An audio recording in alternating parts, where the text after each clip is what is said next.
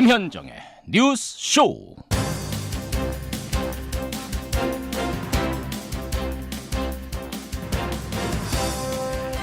애청자 여러분, 긴 연휴 잘 보내고 계십니까? 오늘 아침은 평소 월요일과 달리 좀 넉넉하고 여유 있게 맞고 계시지요? 그런데요, 엄밀히 말하자면 오늘은 임시공휴일입니다. 조사를 해보니까 4명 중에 1명꼴로 오늘 일을 한답니다. 아마 지금 들으시는 분들 중에도 일터로 향하고 계신 분들 계실 거예요. 어쩌면 여느 월요일보다 그분들께는 2배로 더 어려운 월요일. 저는 2배로 더 응원합니다. 힘내십시오.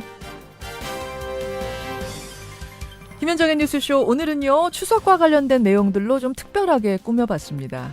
김영란법에 대한 알쏭달쏭 궁금증들 짚어보고요. 행간과 여론 코너에서도 추석에 관한 재미있는 조사들, 내용들 준비해봤습니다. 월요일의 코너 뉴스닥에서는 긴 연휴 이후 우리 정치판 어떻게 돌아갈 것인가, 장기적인 안목으로 상한가 하한가 짚어보겠습니다. 월요일 아침 김현정의 뉴스쇼 출발합니다. 김영란법으로 불리는 청탁금지법이 시행 1년을 맞았습니다. 이번 추석은 김영란법 시행 이후 처음 맞는 추석인데요. 명절에 이렇게 좀 이제 겨냥해서 많이 준비를 했던 회사들 같은 경우는 좀 걱정이 되긴 되죠. 선물을 사기 전 청탁금지법을 한 번 더 생각하게 됩니다. 예, 마음은 벌써 고향으로 떠난 분들 많으시죠. 그 고향 가는 손길마다 선물 한 보따리씩 들고 떠나고 계실 겁니다. 그런데 선물 살 때 혹시 고민되지 않으셨어요?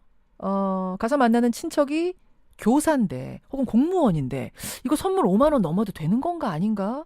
뭐 이런 궁금증들 말입니다. 지금 추석을 앞두고 국민권익위 앞으로는 많은 문의사항이 들어온답니다. 김영란법에 적용이 됩니까? 안 됩니까? 이런 문의사항들이요. 자, 여러분들이 궁금해하는 그것들 지금부터 풀어보겠습니다. 국민권익위 청탁금지 해석과 박주미 서기관 연결을 해보죠. 박 서기관님, 안녕하세요. 네, 안녕하세요. 바쁘시죠? 아닙니다. 네. 사실은 이제 명절 즈음 되면서 이 국민권익위 앞으로도 굉장히 많은 질문들이 들어왔을 것 같은데 네. 제일 많이 들어오는 문의가 뭡니까? 일단은 청탁금지법은 공직자의 직무 관련한 금품수수를 제한하고 있는 법인데요. 예. 선물을 받는 사람이 공직자가 아니라면 청탁금지법이 적용이 되지 않는 것입니다. 예. 그런데도 공직자가 아닌 분에게 선물을 줄 때 청탁금지법이 시행됐으니까 5만 원 이하만 줘야 되는 건지, 또 공직자에게 선물은 일체 금지되는 것인지, 아니면 5만 원 이하만 가능한지, 그런 것에 대한 문의가 많습니다. 나도 공직자가 아니고 받는 사람도 공직자가 아닌데 네. 그런데도 5만 원 미만으로 해야 되는 거예요? 이런 문의가 제일 많이 들어와요. 네, 그런 문의들을 하시는 분들도 있고, 예. 이제 저희가 청탁금지법이 받는 공직자에게 금품수수를 제한하지만 이제 주는 분에 있어서는 공직자가 아닌 분도 제재 대상이 될 수 있다고 하는 그런 부분 때문에 오해가 있으신 것 같습니다. 그래요. 결국은 네, 선물에 관한 부분, 네, 공직자냐 아니냐 뭐 이런 그 자격에 대한 부분이 제일 많은 질문이 들어오는 거군요. 네, 그렇습니다. 자, 그럼 제가 사례별로 질문을 좀 드리겠습니다.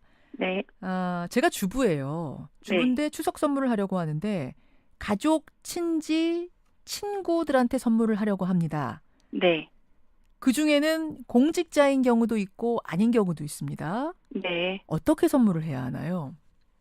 일단은 공직자가 아닌 친지나 친구, 가족들한테 선물을 준다고 할 때는 예. 청탁금지법 적용 대상이 아닌 분들 사이이기 때문에 전혀 제한이 없이 선물을 자유롭게 주고받으시면 되는 거고요. 나도 공직자 네. 아니고 그쪽도 네. 공직자 아니면 아무것도 네. 걸리지 않습니다. 그렇죠. 10만 원짜리, 20만 원짜리, 뭐 100만 원짜리 다 가능합니다. 네, 그렇습니다. 예. 네, 그렇지만 이제 받는 친지나 뭐 이웃 중에 공직자가 있다고 하면 그때부터가 조금 골치 다를 수도- 아프거든요. 예. 근데 이제 친지 사이라고 하더라도 이제 민법상 친족에 해당하는 범위에서 주고받는다고 하면 그건 청탁금지법에서 이미 예외적으로 허용이 되는 부분으로 규정을 하고 있거든요. 민법상 네네. 친족에 해당하는 사람이면 네, 공직자여도 뭐 교사여도 언론인이어도 다 상관없어요. 네, 자, 그럼 민법상- 친족이 어디까지가 친족이죠, 민법상? 네, 민법 777조에서 친족의 범위를 규정하고 있는데요. 예. 8촌 이내의 혈족, 4촌 이내의 인척, 배우자로 규정하고 있습니다. 배우자는 그래서- 당연할 거고, 그러면 네. 4촌 이내에 뭐라고요? 인척. 사촌이네 인척이면 누구 말하는 겁니까? 예를 들어. 그러니까 팔촌의 혈족, 사촌인의 인척을 예를 들면 이제 네. 장인, 처형, 동서, 아. 아주버니 뭐 아. 이런 관계에서 주고받는 선물이라고 하면 예. 이때도 역시 금액 제한이 없습니다. 그리고 내 친가 쪽, 혈족 쪽으로는 8촌까지 가능하고 네, 그렇습니다. 거기까지는 공직자여도 김영란법 대상자여도 아무 상관없이 그냥 하셔도 된다는 말씀. 그렇습니다. 그럼 친인척은 해결됐어요. 친구는 어떻습니까? 친구. 친구 사이라고 해도 이제 어렸을 때부터 친분 관계가 도토히 있어 왔던 관계고 예. 특별히 직무 관련성이 없는 공직자라고 하면 공직자에게 주는 선물이라도 저희가 5만 원이 넘는 선물이 가능한데요. 네. 친구라도 친구가 공직자예요. 친구가 혹은 네. 언론인, 친구가 교사인데 네. 어렸을 적부터 두텁게 우정을 쌓아온 사이라면 상관이 없다. 네. 근데 이때 제한 하나는 직무 연관성이 없어야 돼요. 네. 나하고 직접적인. 이건 조금 애매하네요. 왜냐하면 네. 두터운 우정을 쌓았는지 어렸을 적부터 알긴 알았지만 얕은 우정인지 이런 걸 어떻게 알아요? 네, 그게 그러니까 친분 관계가 두텁냐 안 두텁냐 이제 거기에 초점이 있는 건 아니고요. 예. 직무 관련성이 있는 공직자인지 거기를 판단을 해봐야 되는데요. 친구 사이에 전혀 정말 관련성이 없이 뭐 예를 들면 저는 제약업체에 근무하는 직원인데 예. 제 친한 친구가 초등학교 교사로 있어요. 예. 그래서 제가 하는 뭐 대학회사 업무랑 학교 교직 공무원에 전혀 연관성이 없거든요. 예. 그런 경우로가 하면 직무 관련성이 아예 없는 친구 사이이기 때문에 5만 원이 넘는 선물, 가능하군요. 100만 원까지는 가능한 것입니다. 가능합니다. 네. 그런데 제약회사에 다니고 계시는데 네. 친구가 아주 어렸을 적부터 친구임에도 불구하고 네. 뭐 의사라고 합시다. 네. 그 대학병원 의사요. 왜냐하면 네. 대학병원의 그 의사는 선생님이 해당이 되기 때문에 김영란법 대상자잖아요. 네네. 이럴 경우에 어떻습니까?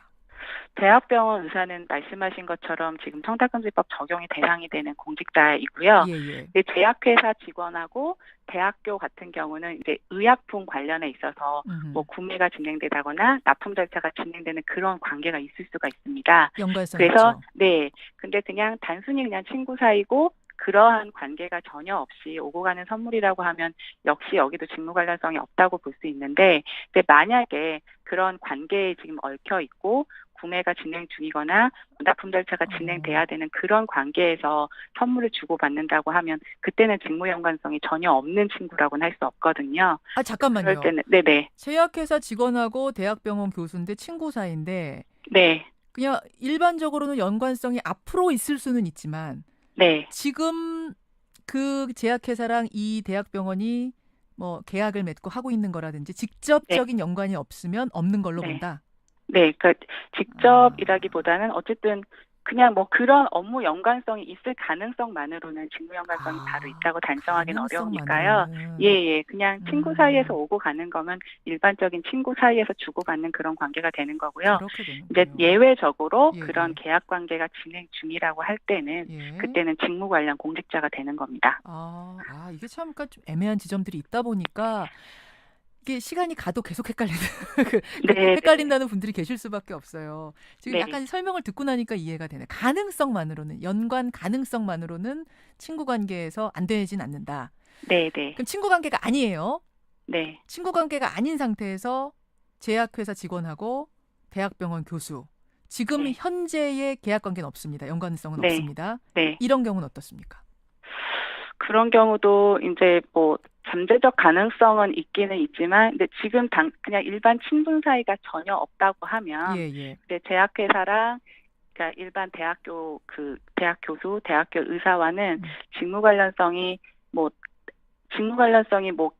제약회사에 근무한다는 이유로 대학병원에 하신 의료진하고 직무 관련성이 다 있는 건 또 아니거든요. 제약회사 이름으로 선물이 나갈 경우. 제약회사 이름으로 선물을 나가는 부분에 있어서는 좀 주의가 필요한 부분입니다. 그때는 이제 제약회사가 직무 관련 있는 공직자에게 주는 그런 부분에 있어서도 청탁금지법 적용이 문제가 될 수 있고 또 이제 그거는 다른 개별 법령에서도 뭐 리베이트를 금지한다거나 그런 개별 법령에서 좀 금지하는 그런 부분이 있기 때문에 여긴 5만 원 적용된다고 봐야 되겠네요. 예, 그렇습니다. 그러니까 친구냐 아니냐가 상당히 중요하고 가족이냐 아니냐 이게 상당히 중요하네요. 보니까. 알겠습니다. 이런 질문도 하나 들어왔어요. 김영란법에 적용되는 공직자가 다른 사람에게 선물을 할 수도 있잖아요. 네. 김영란법에 해당하는 공무원, 언론인, 교사가 다른 사람에게 선물할 때는 어떤가? 이때는 아무 상관없는 건가? 5만 원 넘어도? 그건 이제 주는 사람이 공직자라는 그런 부분이고 예. 결국에 이제 받는 사람이 공직자인지가 가장 1차적인 판단 기준이거든요. 그래서 이제 받는 사람이 공직자가 아닌 친지, 친구, 이웃, 연인 이런 사이라면은 예. 역시나 제한이 없이 주고받을 수 있게 되는 거고요. 예. 그 받는 사람이 공직자라고 했을 때는 예. 앞서 말씀드린 것처럼 직무 똑같이. 관련성을 따져봐야 합니다. 그래서 진- 직무 관련성이 없는 관계라면 5만 원이 넘는 100만 원까지 선물이 가능하고 예, 예. 직무 관련성이 있다면 이제 원활한 직무 수행 목적 범위에서 예. 5만 원까지 가능한 관계가 있을 수 있고 아니면 그마저도 안 되는 관계가 있을 수 있습니다. 그러니까 이게 받는 사람이 기준이다라고 보면 되는 거군요. 주는 사람은 네네네. 상관없고 받는 사람 기준입니다. 네. 사기업의 직장인들 사이에서도 5만 원 넘으면 안 되는 거야. 뭐 이런 분들 계시는데 그거는 전혀 아닌 거죠. 일반인이니까. 그렇죠. 네네. 예, 일반인입니다. 네. 국민권익위 청탁금지 해석과의 박주미 서기관과 말씀 나누고 있습니다. 끝으로요. 추석 맞아서 선물하려는 분들, 식당 가서 뭐 사드시려는 분들, 또 뭐 돈을 건네시려는 분들에게 이것만 기억하세요 하고 짧은 팁을 주신다면요. 네, 청탁금지법은 공직자의 공정한 직무 수행을 보장하기 위해서 만든 법이거든요. 예. 그렇기 때문에 금품을 받으시는 분이 공직자가 아니라면 법 자체의 적용 대상이 아닙니다. 그러니까 이번 추석에는 공직자가 아닌 친지 이웃과도 풍성하게 선물을 주고 받으셨으면 합니다. 예. 친구, 친지, 아까 팔촌, 사촌 이런 관계라면 상관없이 많이 우리 농수산물 이런 것도 선물하시라는 말씀이에요. 그 350 기준을 바꿔야 되느냐 마느냐 이거 권익위에서도 고민하고 계시는 문제죠. 현재 전문 연구기관에서 경제적, 사회적 영향에 대한 분석을 진행 중에 있습니다. 예. 그래서 사회각계 다양한 의견을 수렴 중에 있고 예. 또 이러한 분석 내용, 그다음에 의견 수렴이 완료되면 청탁금지법 시행에 따른 긍정적 변화, 부정적 영향 모두 종합해서 국민들께 상세하게 보고할 계획에 있습니다. 알겠습니다. 이대로 가야 되느냐 아니면 이걸 또 뭐 어떻게 좀 변경을 해야 되느냐 논란들이 있었는데요. 국민권익위에서 다 고려해서 연구 조사 중이랍니다. 하실 일이 많네요, 서기관님. 네, 그렇습니다. 예, 가장 좋은 쪽으로 결론 나도록 열심히 좀 연구해 주십시오. 고맙습니다. 네, 감사합니다. 국민권익위 청탁금지 해석과 박주미 서기관이었습니다.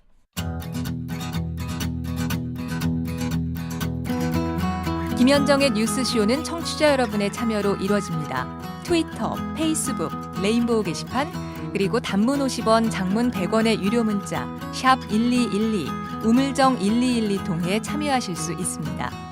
김현정의 뉴스쇼, 여러분과 함께 만듭니다. 김성환의 행간 시사평론가 김성환 씨 나오셨습니다. 어서 오십시오. 네, 안녕하세요. 이제 연휴가 시작이 됐네요, 드디어. 네, 그러게요. 뭐 오늘 일은 하시지만 마음은 그래도 평소와는 좀 다르게 넉넉해지시죠? 그렇죠. 마음은 굉장히 편하죠. 편하죠. 아무래도 예. 명절이 이래서 좋죠. 이래서 좋죠. 예. 오늘 복장도 반팔 티셔츠. 복장 일단 풀어주셨네요. 아니 원래 가을쯤 되고 추석쯤 되면 예. 조금 두꺼운 옷을 입어야 되는데 아직은 그렇게 하기에는 조금 좀 젊으세요. 마음이. 네. 몸이 젊으세요. 김성환 씨와 함께 추석을 코앞에 둔 행간. 조금 특별하게 가지고 오셨다면서요. 네, 이번 뭐 항상 명절 때가 되면은 고향을 가게 되고 가족들을 만나잖아요. 예. 만나면은 왜 이렇게 질문을 많이 하시는지 모르겠어요. 많이 받으시는군요. 뭐 어떻테니 저쩌테니 예. 너는 앞으로 어떻게 살 거니부터 시작해서 개인적인 것부터 시작해서 너무 질문을 많이 여기까지. 받는데요. 예. 그래서 추석 때 또 특히 이제 이번에는 안보 문제나 이런 것들 굉장히 좀 안보도 맞아요. 좀 걱정이 되기도 하고 그리고 이제 정치는 굉장히 어수선하잖아요. 예. 그래서 안보나 정치와 관련해서 어떤 질문을 받을지 세 가지를 한번 제가 꼽아봤습니다. 추석 때 고향 가면 가장 많이 들을 질문, 가장 많이들 할 이야기 세 가지. 네. 추석 때 가장 많이들 할 이야기, 많이 받을 질문. 첫 번째는 뭡니까? 첫 번째 질문은 이러다 정말 전직 나는 거 아니니? 저도 그럴 것 같아요. 이 얘기가 제일 많이 나올 거. 이거는 사실은 저도 얼마 전에 어머니 만나 뵀는데요. 예. 똑같은 질문을 받았어요, 저도. 저도요. 진짜 전직 나는 거 아니니? 괜찮니, 어떻게 성환아? 이거 뭐 라면 좀 사둬야 되니? 뭐 이런 거. 예, 맞아. 이거 안심시키기 위해서라도 뭔가 대답을 해줘야 될 거다. 그렇죠, 그래서 그렇죠. 첫 번째 질문으로 꼽아봤고요. 예. 두 번째 질문은 이명박 정부 시절에 정보기관이 정치에 개입했다고 하는데 이거 진짜 적폐청산이냐 아니면 정치보복이냐? 이명박 정부 시절의 정치 개입을 수사하는 게 적폐청산 행위냐 아니면 보수의 주장처럼 정치 보복 행위냐 이거. 이거 아마 보는 관점에 따라 굉장히 다를 것 같은데요. 예. 어쨌든 정치권에서도 최대의 화두고 국민들의 관심도 높아지고 있으니까 아마 이것도 이런 잘못 질문, 얘기하면 싸움 날 수도 있네요. 주제네요. 이런 질문 받게 될 것 같고요. 세 번째 질문은 다음 선거에는 누가 출마한다니? 누가 출마한다니. 예, 이건 뭐 아주 단골 메뉴 중에 하나일 것 같은데요. 사실은 서울보다도 요 얘기는 지방 쪽에서 이미 뜨겁대요. 굉장히 지금 뜨겁다고 뭐 거의 지역 같은 경우에는 전쟁터나 다름이 없다. 벌써. 예, 출마 애정자들이 전해주는 얘기가 그렇거든요. 그래요. 그러니까 아마 지역에서 부모님들이 굉장히 많은 관심을 갖고 계시지 않을까 싶습니다. 세 가지 가장 많이 받을 질문: 전쟁 얘기, 그다음에 적폐청산, 정치보복 얘기, 그리고 네. 지방선거 얘기. 벌써 행간 다 해버리셨네요. 끝난 이제 겁니까? 끝나고 갈까요 이제? 어떻게 되는 고향으로 거예요? 가야 되나요 이제? 그게 아니고요. 예. 이런 질문을 받았을 때 예. 어떻게 답변하면 좋을지 그걸- 이 얘기를 풀어드린다는 얘기입니다. 이게 정답이 있습니까? 정답이 꼭 있다고 얘기하기는 어렵겠지만 예. 제 나름대로 한번 어떻게 대답하는 게 가장 현명하게 하는 것인지 한번 추석 때 찾아봤습니다. 잘못하면은 저 싸움 날 수도 있으니까 그렇죠. 싸움 안 나게 이렇게 지혜롭게 답변하십시오. 네. 첫 번째 질문: 전쟁 나는 거 아니에요? 이러다가 뭐라고 답해야 됩니까? 일단 안심을 시켜야 되겠죠. 그렇죠. 걱정 마세요. 미국인들이 어디로 가는지 보면 압니다라고 답변하시면 좋을 것 같아요. 미국 국적인 사람들이 어디로 가는지 보면 안다? 네. 이게 무슨 말씀이세요? 만약에 한반도에서 전쟁이 난다고 가정해 보세요. 예, 예. 그럼 미국 사람들은 미국 정부는 어떤 조치를 가장 먼저 취할까요? 자국민들을 대피시키겠죠. 이걸 소개령이라고 하는데요. 하하. 아니 내 주변 사람에 미국인이 있다가 갑자기 어느 날 하루아침에 사라져버렸다. 예, 그럼 예. 약간 불안해질 수 있죠. 그러니까 미국 지금 트럼프 대통령이 연일 북한을 공격하겠다, 공격할 수 있다, 모든 테이블이 옵션이 뭐 테이블 네. 위에 있다 이런 얘기하는 마당인데 진짜 버튼을 누르겠다라고 생각을 한다면 그 전에 한국 내에 있는 미국 국적 사람들에게 먼저 대피할 수 통보가 있도록. 될 거다. 예. 진짜 문자 같은 게 오나 봐요. 그러면 다 문자가 통보되고요. 옵니까? 예. 피하라고? 어디로 어떻게 모여서 예. 어떤 군용기를 타고 가는지 어떤 비행기를 타고 어디로 가는지 이것까지 다 정해져 있어요. 그래요. 네, 그럼요. 어. 그래서 미국인들이 어느 날 갑자기 사라졌다. 예. 그럼, 이거 불안하다. 이렇게 생각하시면 되지만 음흠. 지금은 그런 일이 벌어지고 있지 않다. 그러네요. 그러니까 괜찮습니다라고 안심을 시키기 위해서 이런 얘기 하라는 말씀을 드리는 그런 거예요. 말씀이시군요. 네, 만약에 북미 간의 우발적인 충돌이 일어날 수는 있을지 모르겠어요. 예. 그렇지만 만약에 전면전 사태로 간다 그러면은 한반도에서 아마 97년 외환위기 한국 전쟁 상황보다도 훨씬 더 큰 혼란이 발생할 수 있거든요. 물론이죠. 그러니까 미국은 그런 일들을 가급적 피하려고 할 것이고 음흠. 북한 입장에서도 엄청난 이건 뭐 부담스러운 일이 되기 때문에 예, 예. 가급적 서로 간에 어떤 방식으로든 외교 채널을 동원해서 풀려고 할 것이다. 예. 근데 며칠 전에 이제 약간 희망 섞인 얘기가 나왔죠. 다음 달 유럽에서 북한과 미국이 대화를 시작할 거다 이런 얘기가 나오고 있으니까요. 지금 북한이 러시아 옆구리를 콕콕 찌르면서 네, 방법을 찾고 있다는 얘기가 들어오잖아요. 네, 그러니까요. 예, 예. 그러니까 최대한 뭐 극한 상황까지 가지는 않으려고 노력하고 있다 이런 점을 얘기하시면 될 것 같고요. 그래요. 아직까지는 그렇게 최악의 상황으로 가지는 않는다라고 설명을 좀 걱정하지 차근차근 하십시오라고 마십시오라고 말씀하시고 말씀드리고 그래도 싶어요. 걱정하신다면 미국 국적 사람이 어디로 가는지 보시면 네. 됩니다. 이렇게 네. 안심시켜드려라. 지혜롭네요. 두 번째 질문. 지금 이명박 정부 시절에 정보기관들이 정치 개입한 거 이거 수사하고 있는데 이 수사가 적폐청산이냐 정치보복이냐 지금 정치권에서 벌어지는 논란이 우리 밥상에서 재현된다 하면 뭐라고 답해야 되나요? 글쎄요. 보는 데 따라 다르겠죠. 어물쩍 넘어가십시오. 아니 뭐 이렇게 치사한 답을 주십니까? 넘어가라고요 그냥? 이거는 정말 보는 데 따라 시각이 다를 수가 있거든요. 근데 그걸 억지로 설명하려고 예, 예. 들면 진짜 가족 간에 숟가락 던지면서 의가 싸울 상할 수 있어요? 네, 그럼요. 아하. 근데 다만 이 얘기는 해줄 수 있을 것 같아요. 어떤 겁니까? 과거의 정치 보복은 어떤 양상으로 이루어졌나요? 신상털이식. 먼지털이식. 한 개인을 콕 집어가지고 그냥 모든 걸 탈탈탈탈 털어가지고 예. 뭐 하나 나왔다. 그러면 예. 기획수사하듯이 막 수사해서 개인 망신주기 하듯이. 예. 뭐 그래서 이제 노무현 전 대통령 논두렁식의 얘기가 나오는 거 아니겠습니까? 한 기업을 정해서 후원했던 기업을 정해서 세무조사를 하는 식으로 세무조사 다 하다가 터는 다른 거죠. 게 나오는 식으로 이렇게 엮어가는 방식. 금융계좌 털린 사람들 굉장히 많거든요. 그렇죠. 과거 정부에서 털린 분들 저도 개인적으로 많이 알고 있는데 예. 그런 거 많이 합니다. 근데 지금 이명박 박근혜 정부 시절의 정보기관의 정치 개입 문제는 이런 패턴에서 조금 벗어나 있어요. 그렇죠. 우선 정보기관의 정치 개입 문제, 정치권에서 먼저 의혹이 나온 게 아니고요. 네티즌들 사이에서 네티즌 수사대가 가동이 돼서 이거 IP가 이상하다. 네. 그러면서 나오기 시작했던 얘기거든요. 그리고 그 박근혜 정부 시절에 국정농단 사태를 거치면서 그 특검에서 수사하고 하면서 나왔던 블랙리스트들 그렇죠. 이런 것에서부터 연결이 됐기 때문에 이 정부 들어서 콕 집어서 타겟 기획수사한 것은 수사한다, 아니다. 기획수사한다 이거랑은 예, 그런 전형적인 전혀 다르죠. 패턴에서는 조금 벗어나 있다고 하는 것이고요. 예, 그 얘기를 하시면 됩니다. 그리고 정보기관의 정치 개입 문제는 이건 과거 여당이든 야당이든 진보든 보수든 다 공분했던 사안이에요. 물론이죠. 이거는 정치적인 문제가 될 수가 없는 거거든요. 음흠. 그러니까 정치 보복이라고 볼 그런 문제가 아니라는 거죠. 예. 문제는 그 다음입니다.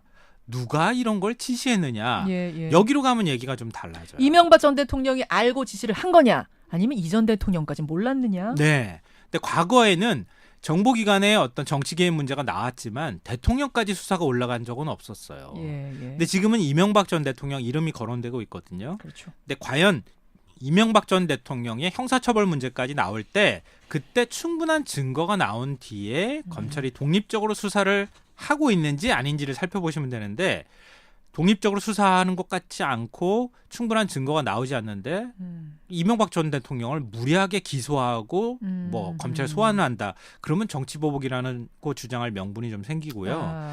만약에 국민들 입장에서 충분히 납득할 만한 상황이 됐는데도 증거가 나왔는데 네. 근데 그걸 정치보복이라고 주장하는 거 그럼 억지가 명분이 되는 거고. 설득력이 떨어지는 거죠. 이렇게 풀어가면 되겠군요. 네. 밥상머리에서.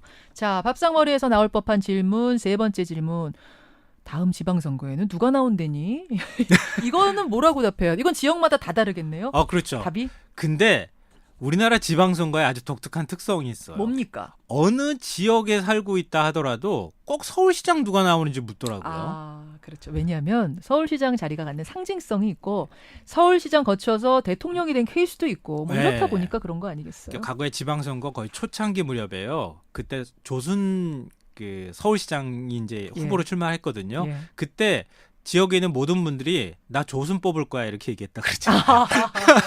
서울시장 선거에서 그 정도로 국민적인 관심이 서울로 몰려 몰리는 있어요. 거예요. 예. 예. 근데 이번에는 안철수 대표가 서울시장에 출마한대니 안 한대니 이거 굉장히 많이 나올 것 질문 같고. 받을 것 같아요. 그렇게 되면은 안철수, 박원순 누가 이길 것 같니? 이 그 얘기까지 얘기로 나올 것 자연스럽게 같고. 나갈 것 같고요. 예. 근데 아직은 나올지 안 나올지 모르겠어요라고 대답하시는 게 정답이 될 것 같고요. 뻔한 답을 주시네요.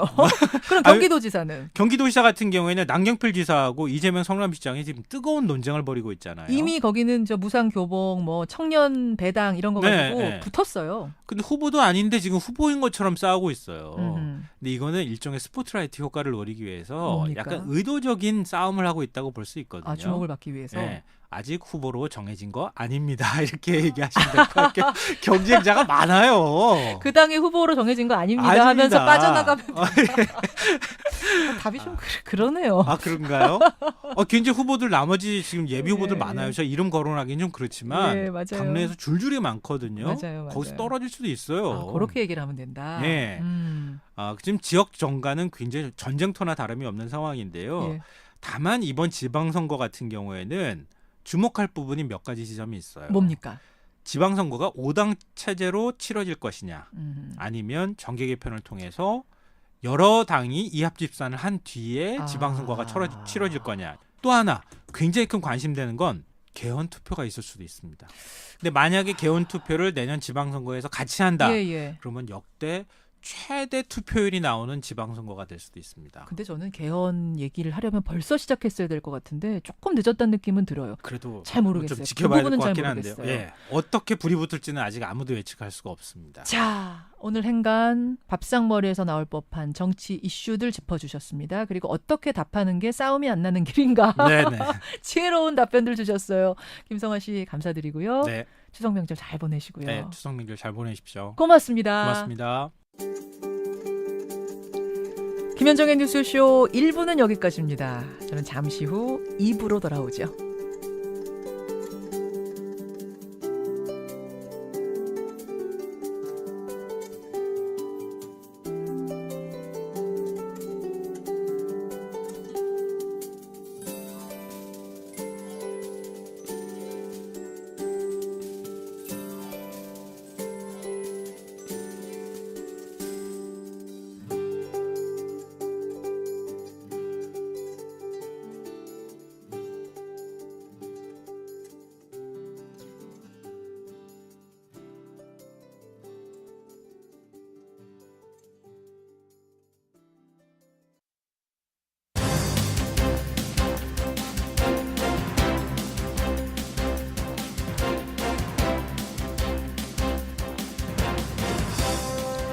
김현정의 뉴스쇼 2부 출발합니다. 오늘 2부는요. 추석 연휴를 맞아서 좀 넉넉하게 이야기 나누는 시간으로 마련을 해봤습니다. 먼저 월요일의 코너죠. 이택수의 여론에서는 아주 재밌는 여론조사를 가지고 오셨어요. 이 긴 연휴에 뭘 하면서 시간을 보낼까? 특히 친지들이 모이면 어떤 놀이를 할 생각인가 질문을 했답니다. 결과가 궁금하네요. 그리고 그것을 10년 전에 이 같은 조사와 비교를 해 주신다고 하네요. 이택수 대표 기대가 됩니다. 뉴스쇼 증권시장 뉴스닥도 있는 날이죠. 긴 안목으로 연휴 이후 우리 정치권의 상한가 하한가 인물들을 장기 예측해 보겠습니다. 자, 김현정의 뉴스쇼 2부 출발합니다. 김현정의 뉴스쇼 2부 출발합니다. 한 주간의 최신 여론조사 결과를 알아보는 시간이죠. 이택수의 여론 리얼미터 이택수 대표 오늘도 나오셨어요. 어서 오십시오. 네, 안녕하세요. 항상 월요일에 나오시는 네. 분이지만 오늘 긴 연휴의 시작 즈음에 만나는 이 기분은 조금 다르네요. 네. 조금은 마음이 흐트러지시죠? 그럼요, 이제 남들 놀고 있는데 지금 저희가 뭐 하고 있는 것인지. 그런 생각도 네. 들고. 그래서 우리가 이미 마음은 뭐 연휴 아니겠습니까? 네. 조금 넉넉한 여론조사, 재미있는 여론조사를 가지고 오셨다고요. 네, 예, 연휴가 이제 시작이 됐는데요. 예. 설날이나 이제 추석 때 되면 가족들이 모여서 여러 이제 놀이를 하죠. 여러 놀이를 하죠. 이택수 네. 대표 댁은 주로 친지들 모이면 뭐 하고 시간 보내세요? 그 본가와 처가가 좀 다릅니다. 본가는 어. 뭐 윷놀이도 하고요. 윷놀이. 근데 이제 처가 쪽은 그 이른바 고스톱이라고 하투놀이. 그림을 좀 쪽을 맞추시는군요. 예, 더 잘 하는 경향이 있는데요. 예. 네.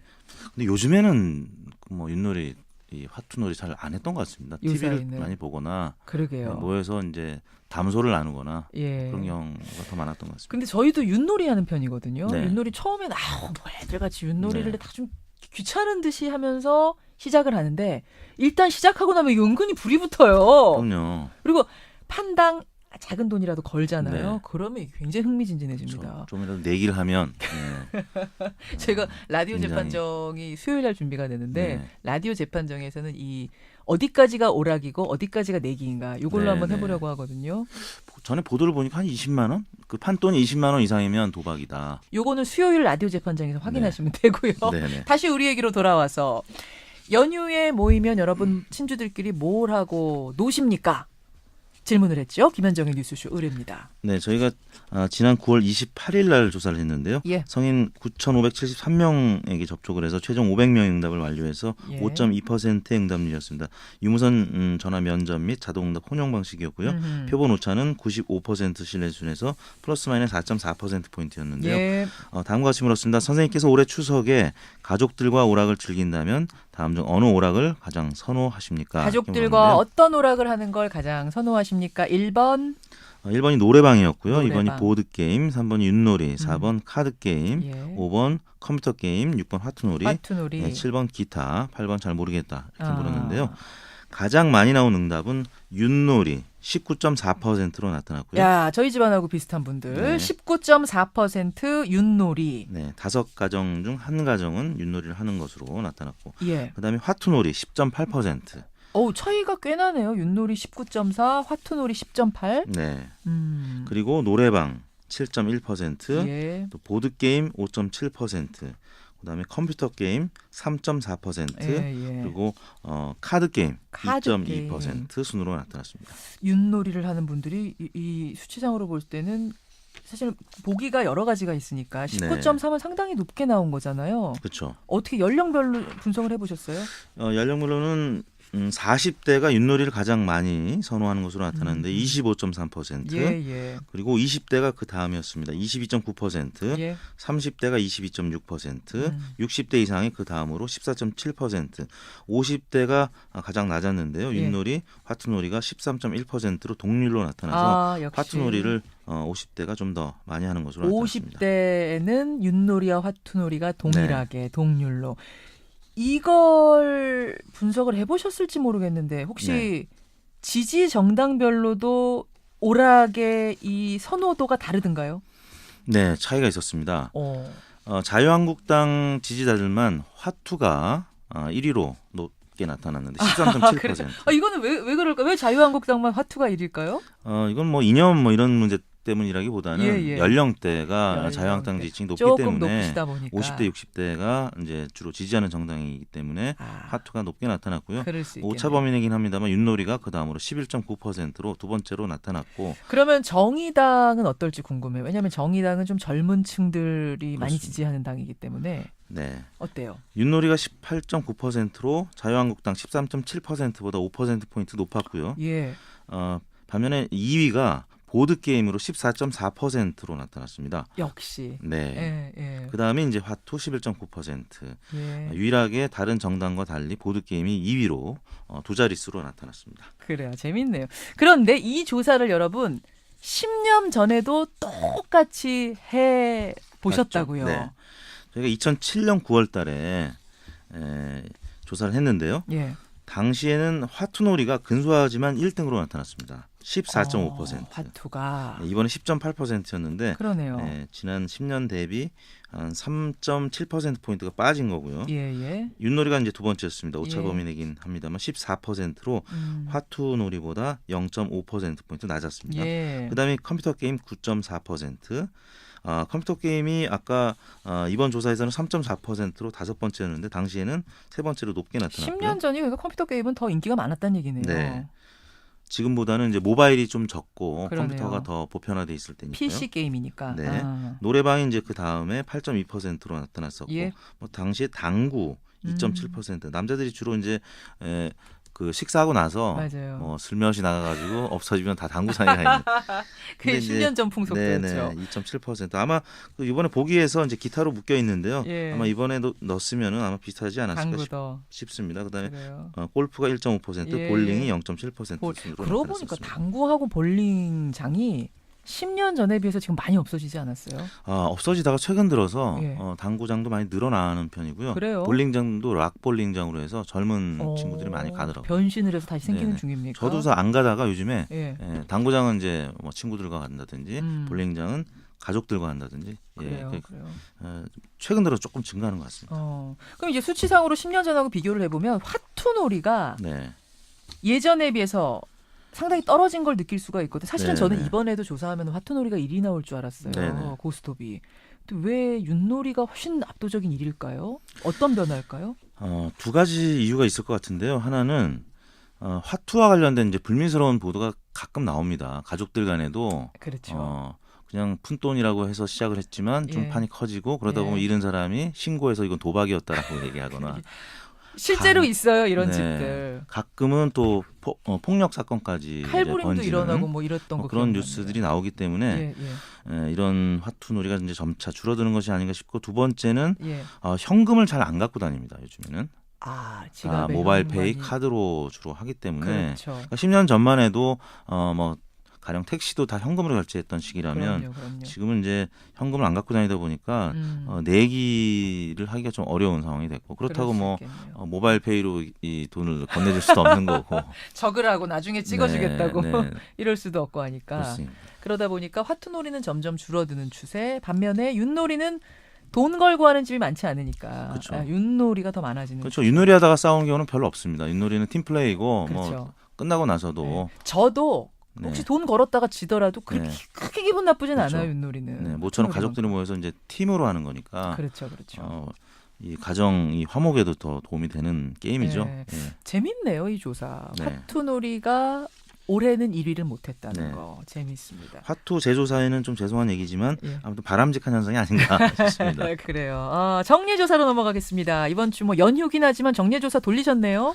네, 문재인 대통령 취임 21주차 국정수행 지지율 리얼미터 주중집계 결과가 68.6%로 지난주 대비 3%포인트 오른 수치를 반등했군요. 나타냈고요. 4주 동안 하락세를 보이다가 예. 모처럼 반등을 했습니다. 예. 68.6%. 반면에 부정평가는 25.2%로 대략 4%포인트가량 낮아졌습니다. 3주 연속으로 내림세였는데 정말 오랜만에 올라갔네요. 그렇습니다. 제가 잠깐 추이를 읽어드리면 73.1, 69.1, 67.1, 65.6에서 이번 주에 68.6으로 네. 살짝 치고 오른 겁니다. 어떤 영향일 거라고 분석하세요? 그동안에 문재인 대통령 지지율 하락에 가장 큰 영향을 미쳤던 게 안보 이슈였었죠. 그렇죠.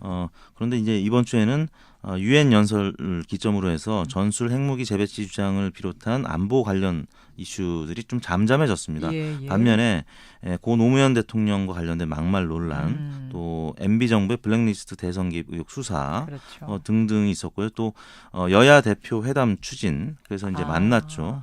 물론 이제 합의문도 홍준표 대표만 나오고 뭐 네, 이렇게. 홍준표 대표만 빠지긴 했습니다만 아무튼 안보 이슈는 줄어들고 예. 좀 호재성 정치적 이슈가 나왔었고요. 또 보혁 대결, 한국당과 특히 민주당 간에 여러 논란이 생기면서 예. 원래대로 지지율이 좀 회복하는 그런 양상을 나타낸 것 같습니다. 그렇군요. 저는 무엇보다도 4개 야당과 청와대가 함께했던 그 회동 네. 그게 좀 영향을 미쳤을 것 같은 게 그날 문재인 대통령이 초록 색깔 넥타이, 안철수 네, 대표하고 네. 똑같은 걸 일부러 맞춰서 입고 네. 나오고 추미애 대표도 옥색, 그러니까 초록에 가까운 옷을 입고 네. 나오고 뭔가 협치를 하려는 네. 노력, 제스처를 보였단 말이에요. 그렇죠. 이런 국민들 것들이, 입장에서는 예. 지금 워낙 안보 문제 때문에 불안한 상황이고 그러니까요. 뭐 이런 상황일수록 서로 협치가 중요한데 예. 아무튼 한국당은 빠졌지만 다른 정당들 모여서 이런 긴밀한 논의하는 거 보고 좀 안심을 했던 것 안정감을 같습니다. 줬을 것 같아요. 네. 그런 영향이 있을 것 같습니다. 네. 3%포인트 올랐습니다. 네. 정당 지지율은 어떤가요? 네, 민주당 지지율 50.8%로 0.1%포인트 높은 수치를 나타냈는데요. 문재인 대통령 지지율 오르면서 같이 동반 상승한 것 같습니다. 예. 반면 자유한국당은 16.6%로 0.2%포인트 하락한 수치를 나타냈고요.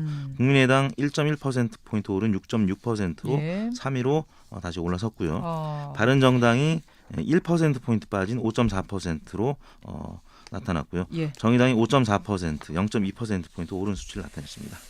국민의당하고 바른정당이 좀 눈에 띄네요. 뭐 네. 큰 수치는 아니지만 여기들 지지율은 항상 지금 뭐 5, 6 왔다 네. 갔다 하기 때문에 그 상황에서 1%포인트 오르고 내리고는 의미가 있잖아요. 그렇습니다. 국민의당 5.5에서 6.6 오른 그 영향은 뭐라고 원인 분석하세요? 조금 전 언급하셨지만 그 협치를 협치. 한 데 대한 긍정 평가를 한 것 같습니다. 반면에 이제 안보 이슈가 좀 잠잠해지면서 예. 한국당, 바른정당은 동반 하락을 했는데 바른정당의 하락폭이 조금 더 컸던 이유는 계속 이제 김현정 뉴스쇼에서도 많은 분들이 인터뷰를 했지만 예. 이 한국당과 이 보수 통합 통합이냐 논의가 자강이냐. 네, 그 이제 자강론이 조금 약화되기 시작하면서 통합의 움직임이 그렇죠. 있다 보니까 예. 바른정당 지지율이 조금 보다 더 약세를 나타낸 것이 아닌가 싶습니다. 통합한다고 네. 자유한국당으로 건너간다고 이러면서 실망감 보이는 분들이 빠진 거라고 보면 되겠군요. 그렇습니다. 예. 한국당하고 바른정당이 뭐 크게 뭐 다를 바 있느냐? 최근에 또 연달아서 불미스러운 사건들도 있었기 때문에 예. 거기다가 이제 한국당과 통합을 논의한다. 그러다 보니까 개혁에 기대를 걸었던 유권자들이 좀 실망을 해서 빠진 것 바른정당 같습니다. 지지자들이 네. 어떻게 조사하셨어요? 네, 조사하게 말씀드리겠습니다. 9월 25일부터 27일 수요일까지 사흘 동안 전국 19세 이상 유권자 26,838명에게 통화를 시도해서 예. 최종 1,522명의 응답을 완료했습니다. 5.7% 응답률이었고요. 조사 방법은 같았고 표본 오차는 95% 신뢰 수준에서 플러스 마이너스 2.5%포인트였습니다. 그래요. 이렇게 해서 이번 주 정례 조사까지 돌아봤습니다. 이택수 대표 네. 쉬시죠? 연휴에는 어떻게? 우리 큰 아들이 이제 군대를 곧 가기 때문에 가족과 같이 함께. 연휴 막바지는 여행을 전라남도 군산 쪽으로. 야, 괜찮네요. 네. 꽤 막히실 텐데. 워낙 기니까 뭐 좀 덜 막히겠죠. 네. 가족과 함께면 사실 길 막혀도 또 괜찮아요. 네, 그렇습니다. 괜찮아요. 여행 잘 다녀오시고요. 연휴 끝나고 뵙겠습니다. 네, 고맙습니다. 감사합니다. 이택수의 여론이었습니다.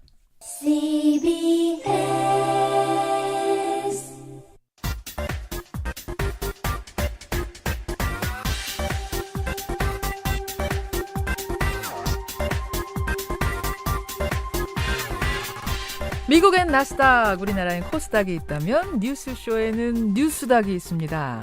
뉴스쇼 증권시장 뉴스닥. 오늘은 추석 특집으로 이 두 분을 모셨습니다. 세미래정책연구소 허성무 소장님 어서 오세요. 예, 안녕하세요. 바른정당 이준석 최고위원 어서 오십시오. 네, 안녕하세요. 이게 이제 설 앞두고 있으면 뭐 새해 복 많이 받으세요 이러면서 제가 인사를 건네는데 추석엔 어떻게 해야 돼요? 풍성한 한가위 되죠. 메리 추석 뭐 이런 거. 메리 한가위만 같아라. 괜찮네요. 한가위만 같아라. 두 분은 정말 긴 연휴잖아요 이번에. 네, 그렇죠. 어떻게 보내세요? 근데 이준석 최고위원. 지역구 정치하는 사람한테 연휴라는 게 크게 의미는 없는 게 또 그래요. 돌면서 인사해야죠 또. 또 예, 오히려 장날입니다. 아. 대목입니다. 대목입니까? 인사하는 대목. 예. 허 소장님. 예, 저도 뭐 고향인 창원 마산으로 예. 갔다가 왔다. 왔다. 서울 마산 창원을 뭐 몇 번씩 왔다 갔다 하는 연휴 중에도 그렇습니다. 이준석 최고위원은 고향이 서울? 저는 서울에서 태어났죠. 그러면은 명절이라고 해서 따로 어디 가고 뭐 이런 건 큰 집이 이제 분당인데 예. 멀리 가봐야 분당입니다. 멀리 가야 1시간 분당. 네. 그렇고 추석에 이제 밥상머리에 친척들 모이면 네. 정치 얘기 좀 어떻게 두 분은 뭐 정치인이시니까 정치 얘기들 하시죠? 그렇죠. 정치 얘기하고 예. 또 이제 TV 채널도 돌리다 보면 결국에는 정치 평론하는 채널에 고정돼 있고 예, 그렇게 되는 것 같습니다. 그 명절 밥상머리가 이제 정치의 뭐 끝판왕이라 이렇게 이야기해도 되죠. 사실 그것은 이제 민심이 흐름이 정해지는 거니까. 용광로 아닙니까? 뭐 서울, 대전, 대구, 부산 다 그렇습니다. 모이는 정치 얘기하다 싸움은 안 납니까? 그 두 분의 댁은? 요즘 싸움까지는 잘 안 가죠. 아주 싸움하는 집은 좀 극소수인 것 같아요. 싸움 날 것 같은 집은 시작 안 하죠, 아예. 그리고 이게 초기에는 조심해서 사실 정치 이야기 안 꺼냅니다. 무슨 가족 이야기 하다가 예. 결국 마지막에 가면 정치 이야기 다 하게 근데 이게 뭐 예를 들어 당면한 선거가 있다 그러면 싸우기도 하는데 예, 지금 왜 목숨 걸고 싸워야 됩니까? 가족 내에서. 그래요. 그렇기 서로 때문에 좀, 조심해가면서. 그렇지는 않을 것 같습니다. 싸울 것 같은 주제로 들어가겠다 싶으면 알아서 제어를 하시는. 네, 그렇죠. 이 정도 매너는 좀 있어야 돼요. 밥상머리 이야기들. 요번에 추석 밥상머리에서는 무슨 얘기가, 정치 얘기를 한다 하면 무슨 얘기가 많이 나올 것 같으십니까? 저는 아무래도 경기 얘기 계속 나올 테고요. 제 경험상 결국에는 정치 중에서도 경제 관련된 이야기들 결국은 경제 얘기일 거다. 이야기 많이 나오게 돼 있고 먹고 사는 문제. 뭐 가족 내에서 혹시라도 뭐 사업하시는 분 있으면 그런 얘기들 많이 할 것 같고 그게 아니라 또 젊은 세대가 있다 그러면은 또 흔히 있는 우리가 젊은 세대 청춘들의 고민 있지 않습니까? 취업했니? 예, 그런 고민이겠죠. 이제 결혼은 언제 결혼 하니? 언제 하니? 정말 듣기 싫은 소리들 또 어른들은 또 걱정이 돼서 하지만 그렇죠. 당사자들은 정말 결혼 이야기죠. 결혼도 하고 나면 애는 언제 낳니? 애 그렇죠. 낳고 나면 애 공부 잘하니? 뭐 이게 좀 다른 거 있잖아요. 그래서 래퍼들이. 끝이 없는 게 인생이에요. 그러니까요. 일단 경제 얘기 꼭 나올 거다 이번에도. 그렇죠. 경제 얘기 취업, 꼭 나오겠죠. 승진, 월급 뭐 이런 얘기까지 다. 네. 허 소장님, 요번 추석은 특별히 더. 예, 저는 이제 근데 어떤 얘기? 결국은 지금 안보 위기가 심각하니까요. 아. 결국 안보 이야기 할 수밖에 없습니다. 북한 어떻게 갈 것인지, 미국은 어떻게 될 것인지, 뭐 그러게요. 우리 대통령이 얼마나 잘 대처하고 있는지. 예, 근데 예. 이제 되게 감정적으로 이야기하면은 뭐 대통령이 강하게 안 한다, 또는 뭐 평화를 이야기한다, 이런 식에도 북한을 지원하겠다는 이렇게 이제 비난하는 게 많겠지만 조금만 차분하고 이성적으로 판단해 본다면은 예. 이 위기 상황의 관리를 대통령이 비교적 안정적으로 잘하고 있지 않냐, 그 상식을 가졌다면 그런 판단도 할 수 있을 텐데요. 사실은 뭐 그런 정치적인 것 다 경제적인 걸 빼고 나면은 예. 사실은 뭐 역시 정치이긴 합니다만은 이번 추석에는 각 지방에 가면은 지방선거 예. 이야기를 많이 합니다. 지방선거. 도지사 누가 나온다 하더라. 뭐 시장 누가 나온다. 군수가 누다. 아하. 이번에 우리 동네 시의원에는 누가 나오려고 군의원은 누가 나오려고 뛰고 있더라. 뭐 아래 내한테 인사 왔더라. 니 아나 그 니 동기라 하던데 우리 집에 인사 왔더라. 아래 인사 왔더라. 뭐 이런 식의 이야기들이 이번 추석에는 굉장히 벌써? 현장에는 이미 시작되었습니다. 아니 당장 지방은 그렇군요. 당장 일간지에 지금 예. 허 소장님 지금 이야기가 나오고 있는데 가면 그럼 사람들이 얘기하는 거 아닙니까? 허성문 그 사람 만나봤는데 어떻더라? 뭐 라디오 들어봤는데 이렇더라. 오늘 말씀 잘하셔야겠습니다. 예, 밥상머리에 오를 두 분과 함께 이야기 나눠보겠습니다. 상한가 하한가를요. 오늘은 추석 특집이니까 네. 좀 길게 멀리 내다보면서 정해보려고 해요. 원래 우리가 보통 그 주의 상한가, 그 주의 하한가를 정했는데 오늘은 멀리 10월, 11월, 12월 이 하반기를 관통하는 상한가 하한가를 두 분은 어떻게 생각하시는가? 이 질문을 드렸어요. 두 분이 가지고 오셨습니다. 상한가부터 가보죠. 허성무 소장님, 상한가. 저는 문재인 대통령을 상한가로 들었습니다. 문재인 대통령, 이준석 최고위원. 저는 그 김명수 대법원장을 골랐습니다. 김명수 대법원장. 네. 먼저 허 소장님, 문재인 대통령 지금 사실은 안보 아까 말씀하셨지만 안보 위기 때문에 좀 어려운 상황 아니에요? 진짜 예. 상한가 맞습니까? 사실은 안보 위기 때문에 지금 지지율이 떨어지고 있는 게 사실입니다. 예. 그러나 이제 대개 이제 안보 위기가 닥치면은 우리는 그 원초적인 불안감을 다 가지고 있죠. 6.25를 겪었고 그 이후에도 지속적인 대결의 장면들이 있었기 때문에 예. 그래서 국민들이 근본적으로 뭐 안보 위기가 나오면 지도자가 막 타격하겠다, 뭐 절멸시키겠다, 뭐 완벽하게 뭐 그렇죠. 이런 이제 강한 이야기를 해주기를 바라는 것이 우리 국민들의 일반적 정서입니다. 예. 그러나 이제 그 국가 권력을 담당하고 있는 사람들의 입장에서 보면은 그렇게 해서 전쟁 위기가 고조되면 고조될수록 우리 경제에도 악영향을 미칩니다. 그렇기 때문에 국가 권력을 담당한 사람은 어쨌든 이 위기 관리를 잘 해서 안정적으로 넘어갈 수 있는 그걸 해야 되거든요. 물론이죠. 그런 의미에서 보면은 지금 트럼프 대통령하고 뭐 김정은하고 말 폭탄을 넘어서 이미 말 전쟁을 하고 있지 않습니까? 무서워요. 사실상의 선전포고에 가까운 이야기들을 서로 다 했습니다. 예. 뭐 그런 정도에까지 위기에 와 있지만 예. 우리 대통령은 오히려 굉장히 차분하고 냉정하게 이 상황을 관리하고 있다.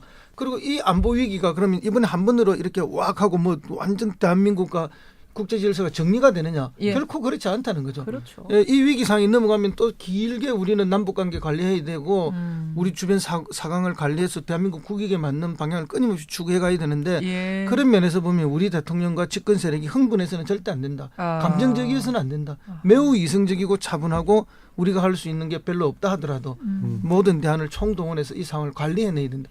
그러니까 상한가를 주신 거는 앞으로 잘해달라는 이런 바람도 들어있는 거네요. 지금도 잘하고 있지만 물론 뭐 우리 국민들은 더 세게 안 해준다고 불만을 많이 이야기하고 못 믿겠다. 뭐 왜 미국한테 고분고분 안 하냐. 미국 하자는 대로 다 해야지. 왜 딴소리도 조금씩 하느냐. 이렇게 해서 불만을 말하는 분도 계시지만 저는 매우 관리를 잘하고 있다. 그래서 이 긴 상황이 좀 더 가겠지만 결과적으로 길게 보고 길게 판단하면 우리 대통령이 잘했다라는 평가가 나오게 될 것이다. 그런데 이제 문재인 대통령에 대한 안보에 대한 평가가 이제 다소간 최근에 하락한 이유는 제가 봤을 때는 양쪽에 다 있어요. 그러니까 뭐냐 진보 측에서 이제 지지하셨던 분들의 입장은 뭐냐면은 이거 당선되더니만은 전부 다 이제 뭐 트럼프 하는 말 따라가는 모양새고. 진보 진영에서는 처음에 오히려 했던 말들 다 어디 갔냐 뭐 이런 취지에서의 공약 이행에 대한 평가를 하고 있는 것이고 보수층 입장에서는 그런 거죠. 예전에 야당 대표 하던 시절에는 그렇게 세게 얘기하면서 뭐 그 보수적인 관점에서의 안보 정책들 비판하더니만은 집권에서는 역시 다른 옵션이 없네 이 상황 터지니까 뭐 이런 정도의 입장. 예를 들어.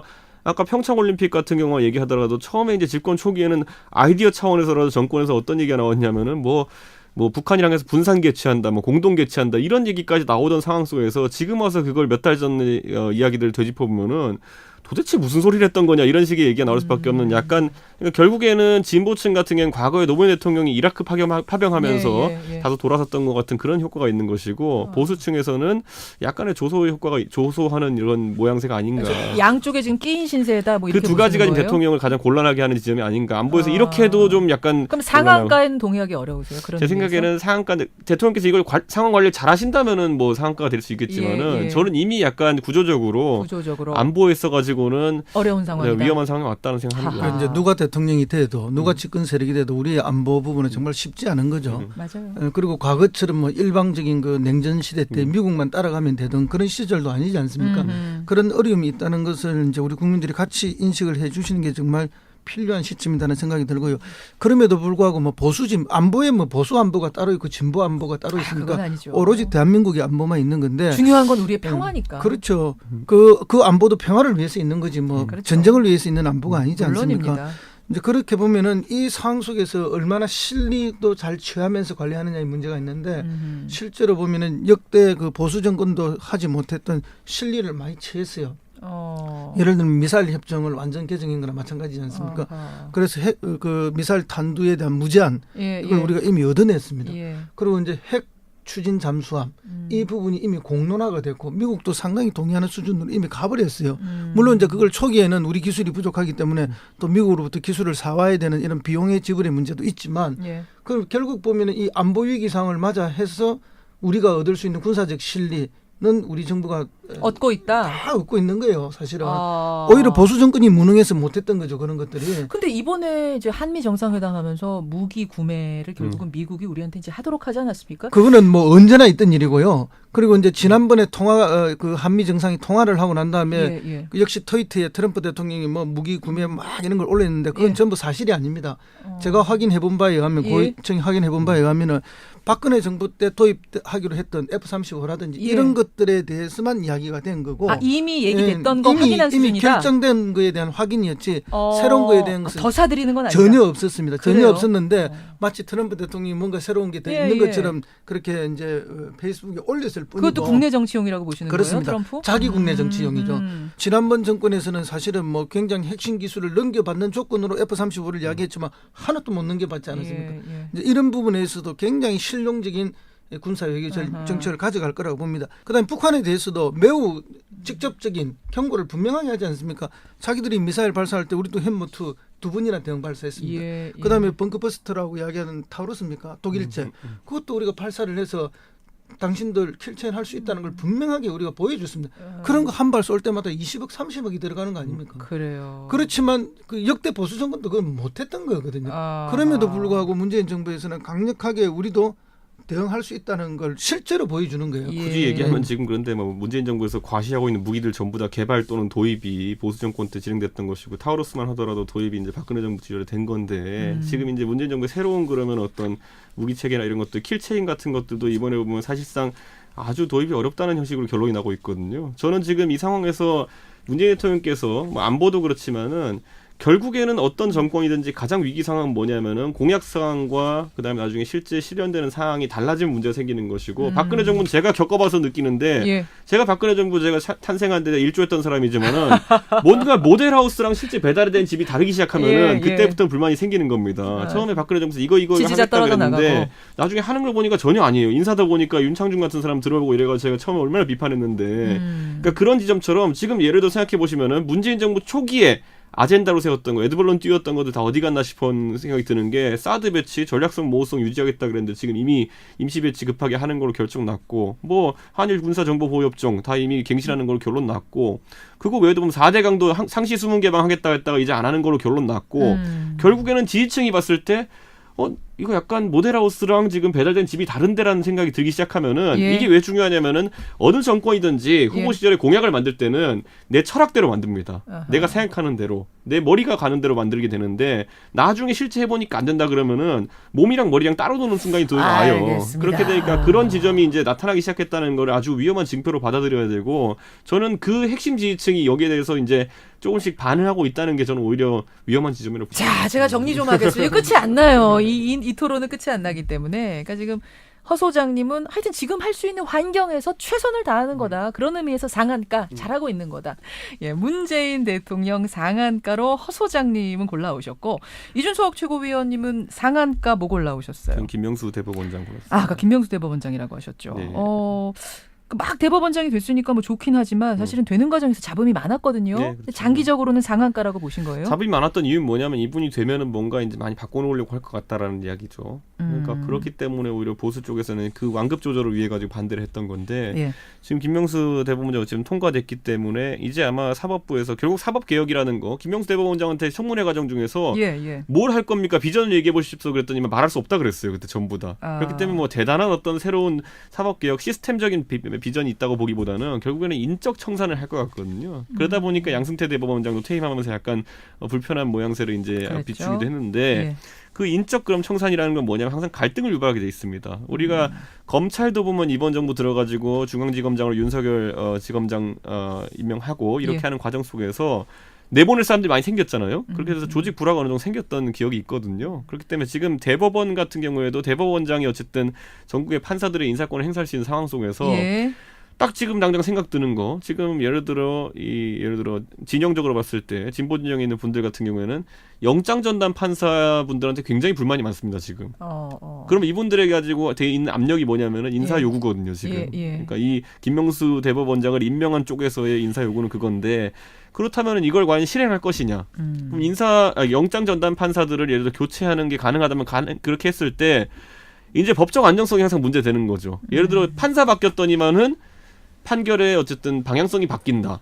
뭐 예전에는 뭐 영장 청구했을 때 기각 났던 것이 갑자기 이제 영장이 승인되기 시작한다라고 한다면은 그런 전환이라는 게 급격하게 받아들여질 수 있기 때문에 또 하나의 사회적 갈등의 시작이 될 수 있거든요. 그러니까 결국 김명수 대법원장 입장에서는 굉장한 사법 개혁을 함과 동시에 있어가지고 그런 반발을 무마해야 되는 굉장히 고차 방정식을 풀어야 되는 임무가 부여된 겁니다. 이슈의 중심에 계속 설 거라는 의미에서 상한가를 주신다 이런 말씀. 네, 그렇죠. 김명수 대법원장이 실질적으로 임명할 수 있는 게 그러니까 헌법재판관 9명 중에 3명 지명 가능하고 그렇죠. 대법관 13명을 임명 제청할 수 있고 하지만 거기에서 파생되는 인사가 있기 때문에 결과적으로는 100명 넘게 인사에 영향을 미치는 거죠. 100명이 수백 명이라 보고 있죠. 수백 전국의 명입니까? 판사들한테 실질적으로 인사권이 닿을 수 있다. 물론 그걸 직접 행사하든지 간접 행사하든지 간에 그렇다고 보고 있는 거죠. 김명수 대법원장이 결국은 인적 청산 시도하면서 조직의 불안을 가져오지 않겠는가 이제 이게 염려하는 그리고 지점이신 조직 건데. 사람에 대한 것보다 어떤 사법 체계가 갖고 있는 법적 안정성이라는 거 있지 않습니까? 흔드는 게 아닌가. 그러니까 갑자기 판결이 뒤바뀐다든지 하는 부분이 있으면은 혼란스러울 수 있기 때문에. 그래서 바른정당 자유한국당이 그렇게 반대했던 건데 허 소장님. 예, 그 지나친 기우고요. 결국 사법 판결은 늘 보수 세력이 이야기하는 거죠. 아니 보수 세력뿐만 아니라 모든 국민이 이야기하는 것처럼 결국 교과서적인 거 아닙니까? 법과 양심에 따라서 재판하는데 왜 그러면은 그 다른 분들이 재판한 건 다 법과 양심에 따라서 한 거고 이 대법관이 들어오고 나서 재판관들이 그러면 재판하는 건 법과 양심에 따라 하는 것이 아니라 정치적 영향을 받아서 하는 거라는 전제를 가지고 이야기하는 편견이 있는 거 아니냐? 편견을 가지고 있는 거죠. 근데 이제 성향이라는 거는 존재하지 않아요. 성향은 존재하죠. 그러면 최근에 이제 영장 전담 판사들 비판했던 거는 의미가 없는 거죠. 그 아니요, 법과 양심에 의해서 판단한 건데 사람들. 그렇죠. 그러니까 비판은 할 수가 있지만 일반 시민들이 그 비판 때문에 영장 전담 판사들을 마음대로 교체하거나 마음대로 인사권을 행사할 것이다. 그것도 저는 기우라고 봅니다. 그래서 지켜보자는 거죠. 그거를. 그러니까 미리 그렇게 이제 당연히 이런 식으로 나쁘게 하고 임의적으로 할 것이고 인적 청산을 할 것이다. 라고 걱정을 하는 것이 아니라 걱정을 넘어서 미리 비판하는 거죠.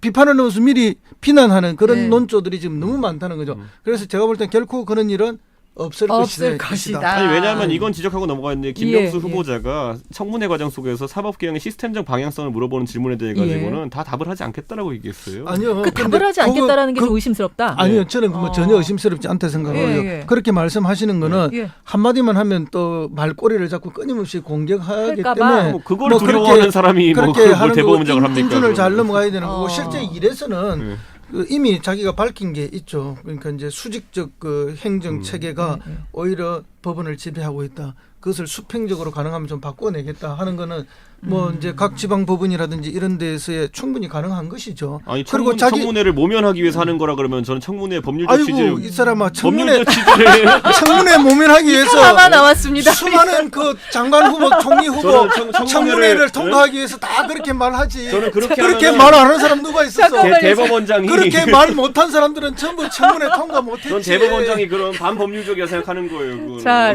여러분 진정하세요.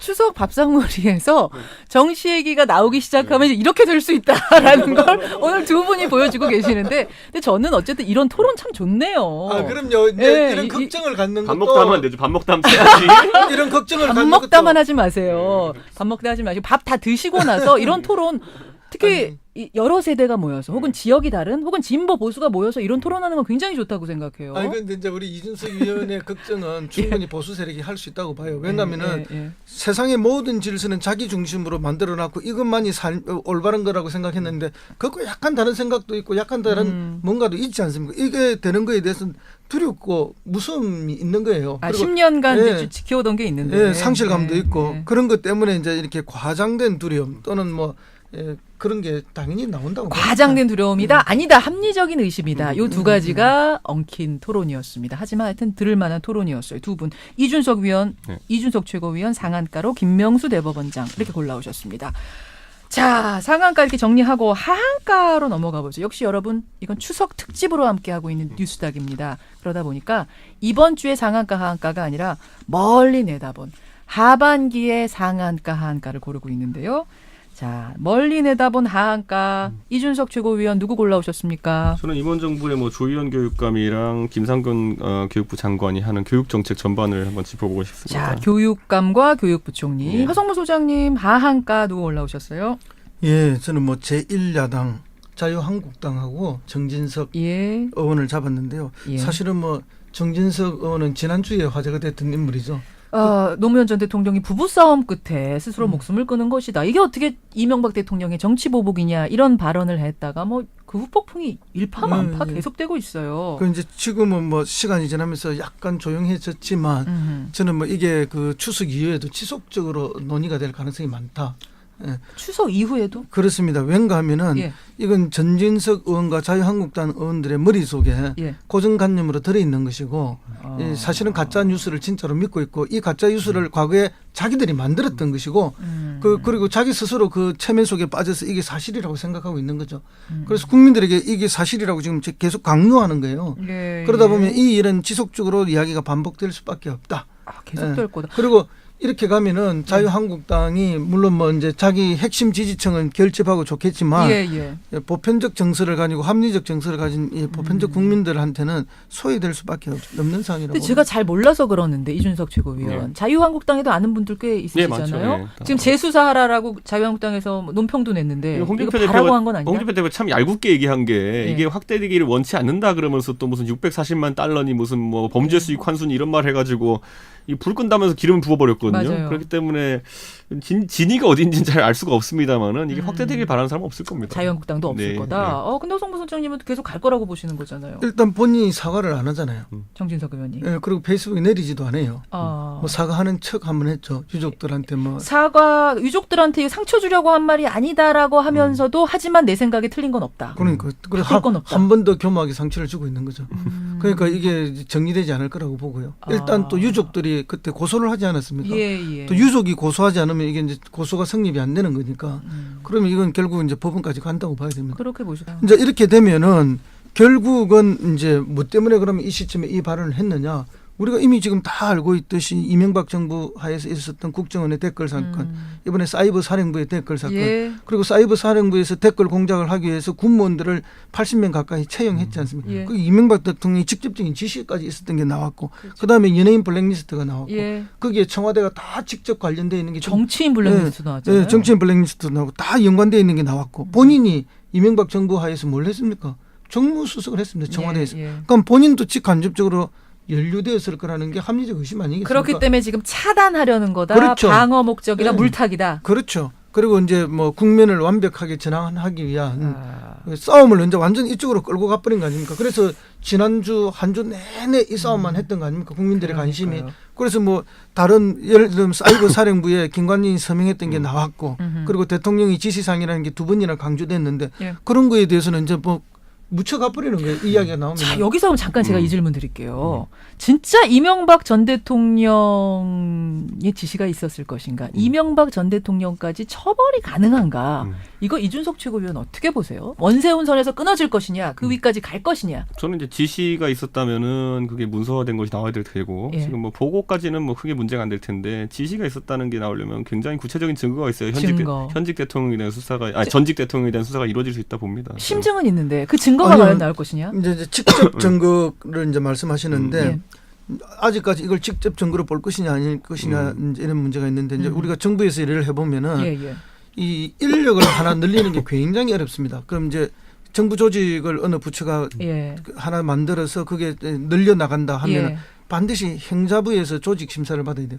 그래서 복잡한 거예요. 행정자치부에서 지금 행정안전부죠. 그래서 예. 오케이 떨어져야 됩니다. 예. 조직을 이만큼 증설하고 인원을 이만큼 늘리는 데 대해서 행정자치부가 심사를 다 해서 그 행정수요가 있어서 필요하다. 오케이가 떨어져야 됩니다. 예. 그렇게 하면은 이제 기재부에서 예. 거기에 따른 예산 지출을 다시 심사를 합니다. 그래서 이거 맞는 이야기네. 그러면 이 인력 뭐 78명 오케이. 그러면 이 월급을 주기 위해서 예산 편성을 합니다. 예. 그렇게 정부 인력을 늘리는 일이 어려운 일입니다. 그러니까 이제 기재부나 행자부에 저항이 있으니까 예. 결국 국방부에서 그 청와대 비서관측에 한 이야기 그거 아닙니까? 이것은 대통령 지시사항이라는 것을 강조해달라. 그러니까 문건에 두 번이나 대통령의 지시사항이라는 이야기가 나오는 거죠. 국정원에 이제 댓글팀 늘리는 문제. 그게 이제 아다르고 어다른 게 뭐냐면은 그래가지고 이게 예를 들어 사이버 사령부에 예를 들어 대북 심리전을 위해서 이게 인력이 필요합니다라고 대통령이 보고하고 그것에 대한 승인을 받은 것인지 예. 아니면 대통령께 지시하신 사항이 그래 가서 니네 댓글 공작해라라고 하신 것인지에 따라 가지고 완전 다른 얘기거든요. 그렇기 때문에 인력을 늘리는 것에 대통령이 사인을 하긴 하는데 네. 그 인력이 어떤 인력인지를 정확히 보고했느냐. 예를 이 들어 지점. 대북 심리전 하는데 사람이 많이 필요하다. 대북 심리전 하는데 70명이 더 필요하다라고 해서 보고한 건지. 그 지시 문건도 나오지 않았어요? 아니 그런 내용 담긴 이준석 거? 의원 말대로 그럼 대통령을 속이고 사인을 받았다면 그럼 대통령은 정말 대통령 자격이 없는 거죠. 밑에서 뭐 하는지도 모르고 사인을 해준다면 근데 그런 상식의 보고가 있었다 그러면은 그건 다른 문제이기 법적 때문에. 처벌은 또 다른 근데 뭐 문제니까. 그거는 이제 전혀 아닐 거라고 보고 자기들이 절박하게 정치 공작을 위해서 필요했기 때문에 긴박하게 그거를 그렇게 한 이명박 거죠. 대통령에게도 알리는 문건을 남겼느냐 안 남겼느냐 이건데 문건 나오지 않았어요? 그런 내용도 담긴 청와대가 근데 봤다는. 그 예를 들어 인력 증원에 대한 부분은 이제 직접 증거로 얘기하시니까 예, 그거에 대한 예. 명목이 예를 들어 다르게 잡혀 있었다 그러면은 그건 또 다른 문제일 수 있는 거죠. 아하. 왜냐하면 대북 심리전 사이버 심리전 인력을 증가시켜야 된다는 얘기는 예, 지금 한 예. 10년째 있는 얘기거든요. 그거는. 그렇군요. 그래서 이제 그게 그 장관이 직접 가셔가지고 그 김관진 장관이죠 그때 당시에 그 정신교육 따로 하고 어떤 식으로 일해라 하고 예. 뭐 그리고 관리 감독 다 한 거 아닙니까? 예, 그리고 뭐 5만 원 수당도 25만 원 올려주고 그렇게 격려하고 관리하고 그러면 대통령만 속이고 그렇게 했을 했을까? 가능성이 있겠느냐. 그게 말이 되는 소리입니까? 있을 사실은 수가 없는 일이죠. 상식적으로는 그게 맞는데. 그리고 대통령한테 수시로 보고를 했을 거라 보고요. 예. 그리고 대통령도 잘하고 있다고 격려를 많이 했을 겁니다. 물론 이제 그런데 그것이 이제 문수로 남아 있지 않으면 증거를 남겼느냐. 뭐 이제 밝힐 리가 없고 김관진 전 장관이 자기 선에서 끊겠죠. 아니 잠깐만 하한가를 자유한국당 얘기하셨는데 우리가 이야기가 이명박 전 대통령까지 가서 멈췄습니다. 이준석 최고위원의 하한가 가보죠. 네. 교육 문제를 골라오셨어요. 조희연 서울교육감하고 김상곤 교육부총리 우리의 교육정책 하한가 줄만합니까? 저는 왜냐하면 이번 정부 들어가지고 이제 대통령께서 취임하기 전에 있었던 어떤 대입 정책에 관한 부분도 많이 수정이 되고 있고요. 지금 학생부 종합 전형을 확대하겠다고 했던 김상곤 교육부총리의 네.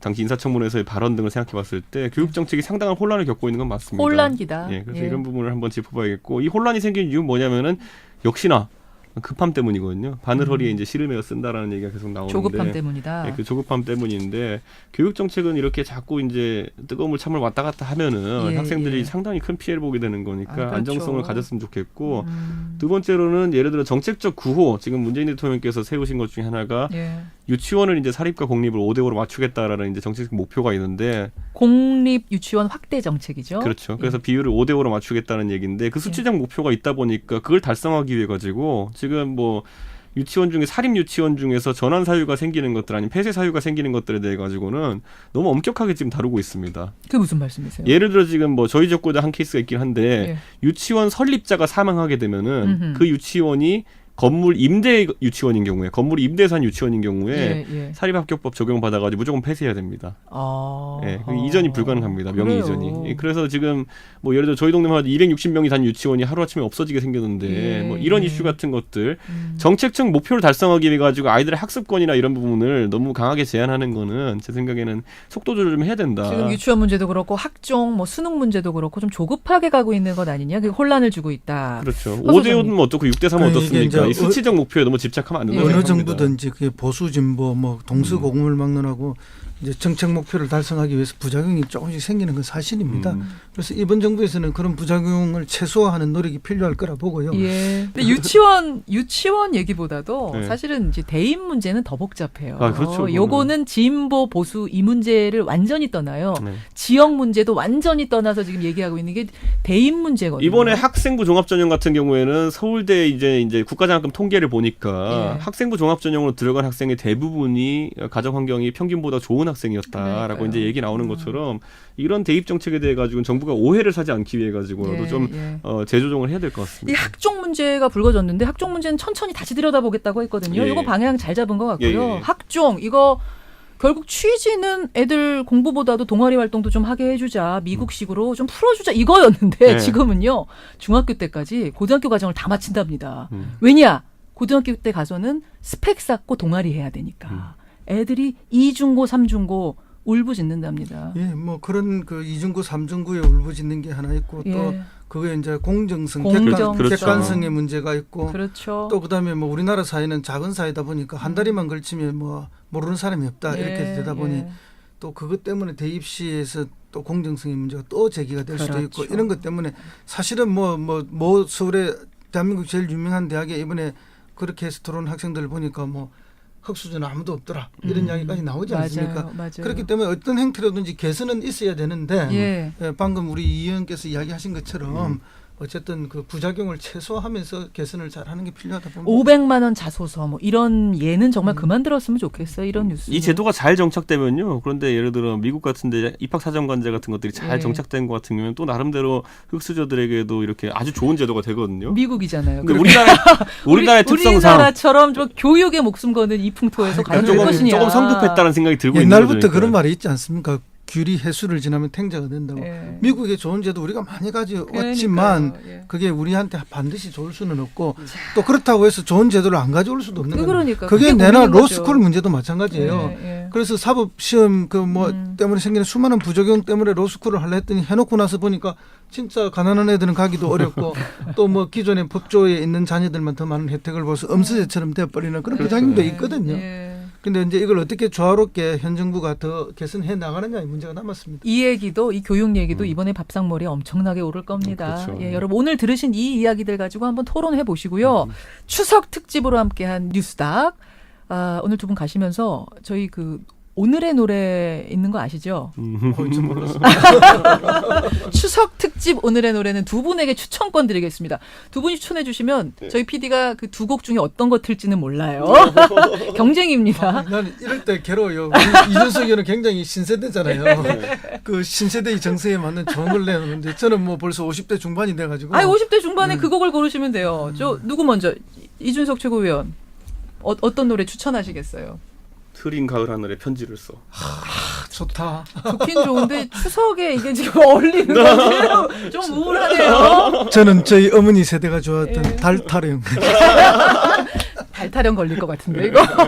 오늘 뉴스닥 네. 추석 특집으로 함께했습니다. 네. 세미래정책연구소 허성무 소장, 바른정당의 이준석 최고위원. 한가위처럼 늘 풍성하시고요. 송편 많이 드시고 다음 주에 뵙겠습니다. 예, 감사합니다. 감사합니다. 고맙습니다. 네. 결국은 허성무 소장이 추천한 이 곡이 걸렸군요. 김부자의 달타령 들으면서 추석 특집 김현정의 뉴스쇼는 줄이겠습니다. 저는 내일 아침 7시 반에 다시 돌아오죠. 풍성한 하루 보내십시오. 고맙습니다. 만약에 전면전 사태로 간다 그러면은 한반도에서 아마 97년 외환위기 한국 전쟁 상황보다도 훨씬 더 큰 혼란이 발생할 수 있거든요. 물론이죠. 그러니까 미국은 그런 일들을 가급적 피하려고 할 것이고 음흠. 북한 입장에서도 엄청난 이건 뭐 부담스러운 일이 되기 때문에 예, 예. 가급적 서로 간에 어떤 방식으로든 외교 채널을 동원해서 풀려고 할 것이다. 예. 근데 며칠 전에 이제 약간 희망 섞인 얘기가 나왔죠. 다음 달 유럽에서 북한과 미국이 대화를 시작할 거다 이런 얘기가 나오고 있으니까요. 지금 북한이 러시아 옆구리를 콕콕 찌르면서 네.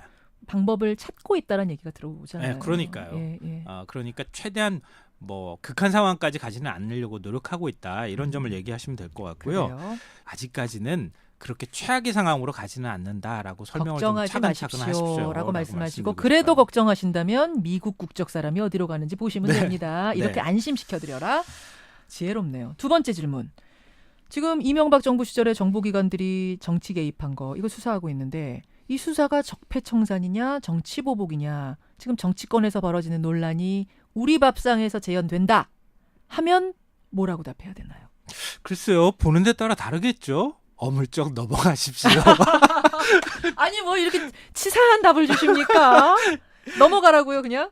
이거는 정말 보는 데 따라 시각이 다를 수가 있거든요. 근데 그걸 억지로 설명하려고 예. 들면 진짜 가족 간에 숟가락 던지면서 의가 싸울 상할 수 수 있어요. 있어요? 네, 그럼요. 아하. 근데 다만 이 얘기는 해줄 수 있을 것 같아요. 어떤 겁니까? 과거의 정치보복은 어떤 양상으로 이루어졌나요? 신상털이식. 먼지털이식. 한 개인을 콕 집어가지고 그냥 모든 걸 탈탈탈탈 털어가지고 예. 뭐 하나 나왔다. 그러면 예. 기획수사하듯이 막 수사해서 개인 망신주기 하듯이. 예. 뭐 그래서 이제 노무현 전 대통령 논두렁식의 얘기가 나오는 거 아니겠습니까? 한 기업을 정해서 후원했던 기업을 정해서 세무조사를 하는 식으로 세무조사 다 하다가 터는 다른 거죠. 게 나오는 식으로 이렇게 엮어가는 방식. 금융계좌 털린 사람들 굉장히 많거든요. 그렇죠. 과거 정부에서 털린 분들 저도 개인적으로 많이 알고 있는데 예. 그런 거 많이 합니다. 근데 지금 이명박 박근혜 정부 시절의 정보기관의 정치 개입 문제는 이런 패턴에서 조금 벗어나 있어요. 그렇죠. 예. 그러니까 우선 정보기관의 정치 개입 문제, 정치권에서 먼저 의혹이 나온 게 아니고요. 네티즌들 사이에서 네티즌 수사대가 가동이 돼서 이거 IP가 이상하다. 네. 그러면서 나오기 시작했던 얘기거든요. 그리고 그 박근혜 정부 시절에 국정농단 사태를 거치면서 그 특검에서 수사하고 하면서 나왔던 블랙리스트들 그렇죠. 이런 것에서부터 연결이 됐기 때문에 이 정부 들어서 콕 집어서 타겟 기획수사한 것은 수사한다, 아니다. 기획 수사한다 이거랑은 그런 전형적인 전혀 다르죠. 패턴에서는 조금 벗어나 있다고 하는 것이고요. 그 얘기를 하시면 됩니다. 그리고 정보기관의 정치 개입 문제는 이건 과거 여당이든 야당이든 진보든 보수든 다 공분했던 사안이에요. 물론이죠. 이거는 정치적인 문제가 될 수가 없는 거거든요. 그러니까 정치 보복이라고 볼 그런 문제가 아니라는 거죠. 예. 문제는 그 다음입니다.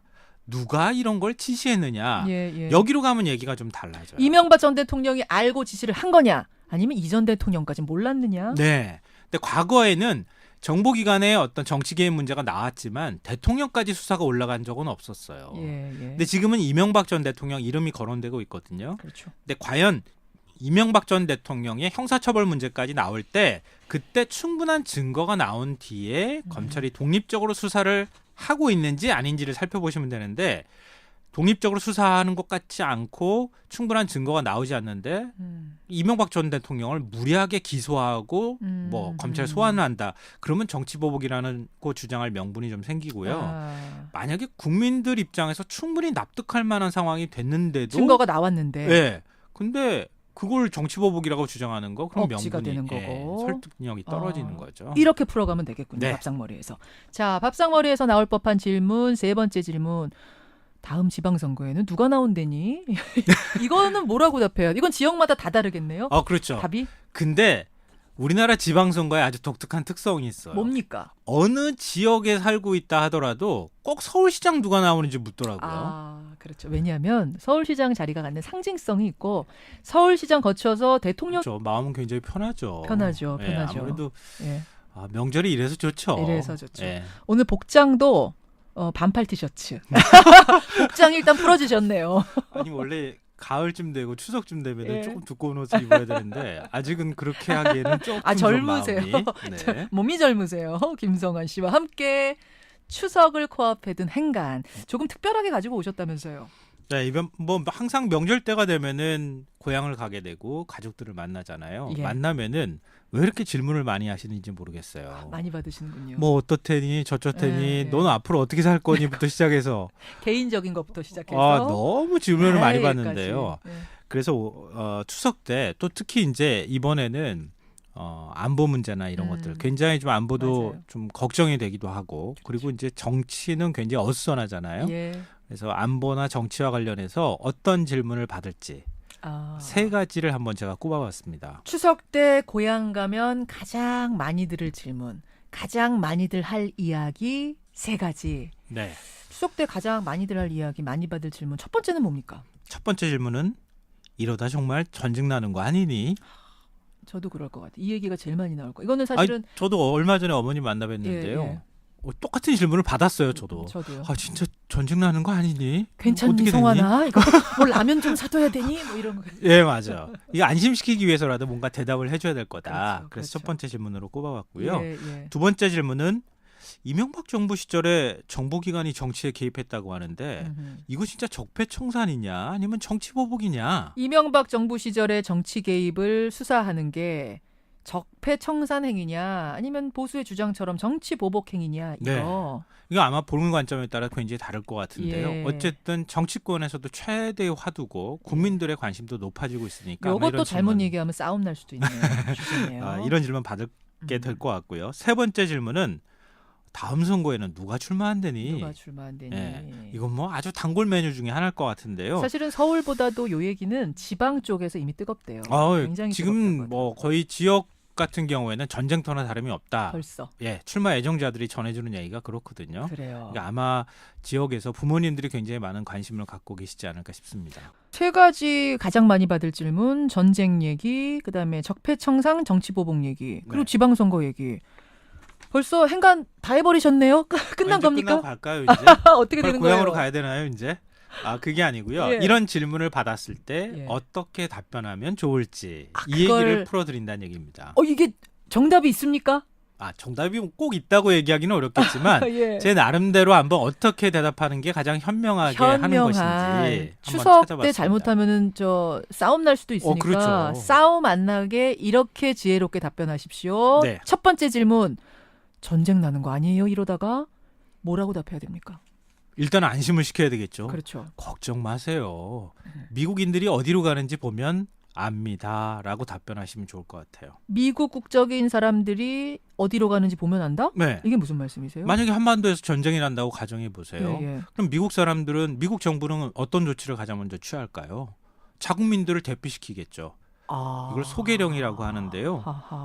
아니 내 주변 사람에 미국인이 있다가 갑자기 어느 날 하루아침에 사라져버렸다. 그러면 약간 불안해질 수 있죠. 그러니까 미국 지금 트럼프 대통령이 연일 북한을 공격하겠다, 공격할 수 있다, 뭐든 테이블이 옵션이 뭐 테이블 위에 있다 이런 얘기하는 마당인데 진짜 버튼을 누르겠다라고 생각을 한다면 그 전에 한국 내에 있는 미국 국적 사람들에게 먼저 대피할 통보가 수 될 있도록. 거다. 진짜 문자 같은 게 오나 봐요. 그러면 다 통보되고요.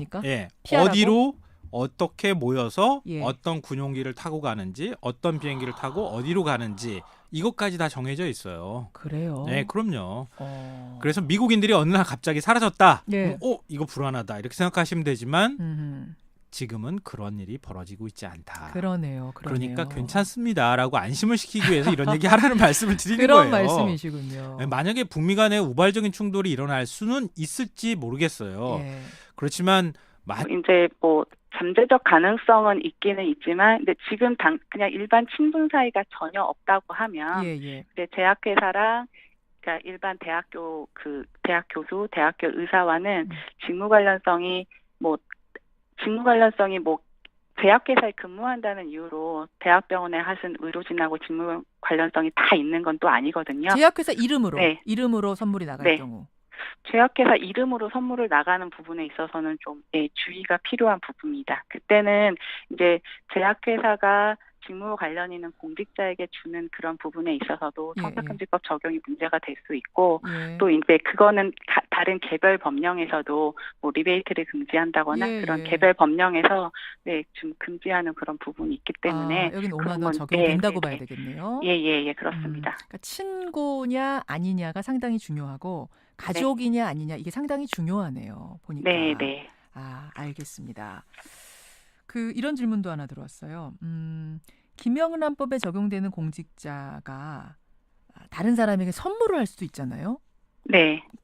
김영란법에 해당하는 공무원, 언론인, 교사가 다른 사람에게 선물할 때는 어떤가? 이때는 아무 상관없는 건가? 5만 원 넘어도? 그건 이제 주는 사람이 공직자라는 그런 부분이고 예. 결국에 이제 받는 사람이 공직자인지가 가장 1차적인 판단 기준이거든요. 그래서 이제 받는 사람이 공직자가 아닌 친지, 친구, 이웃, 연인 이런 사이라면은 예. 역시나 제한이 없이 주고받을 수 있게 되는 거고요. 예. 그 받는 사람이 공직자라고 했을 때는 예. 앞서 말씀드린 것처럼 직무 똑같이. 관련성을 따져봐야 합니다. 그래서 진- 직무 관련성이 없는 관계라면 5만 원이 넘는 100만 원까지 선물이 가능하고 예. 예. 직무 관련성이 있다면 이제 원활한 직무 수행 목적 범위에서 예. 5만 원까지 가능한 관계가 있을 수 있고 아니면 그마저도 안 되는 관계가 있을 수 있습니다. 그러니까 이게 받는 사람이 기준이다라고 보면 되는 거군요. 주는 사람은 네네네. 상관없고 받는 사람 기준입니다. 네. 사기업의 직장인들 사이에서도 5만 원 넘으면 안 되는 거야. 뭐 이런 분들 계시는데 그거는 전혀 아닌 거죠. 일반인이니까. 그렇죠. 네네. 예, 일반인입니다. 네. 국민권익위 청탁금지 해석과의 박주미 서기관과 말씀 나누고 있습니다. 끝으로요. 추석 맞아서 선물하려는 분들, 식당 가서 뭐 사드시려는 분들, 또 뭐 돈을 건네시려는 분들에게 이것만 기억하세요 하고 짧은 팁을 주신다면요. 네, 청탁금지법은 공직자의 공정한 직무 수행을 보장하기 위해서 만든 법이거든요. 예. 그렇기 때문에 금품을 받으시는 분이 공직자가 아니라면 법 자체의 적용 대상이 아닙니다.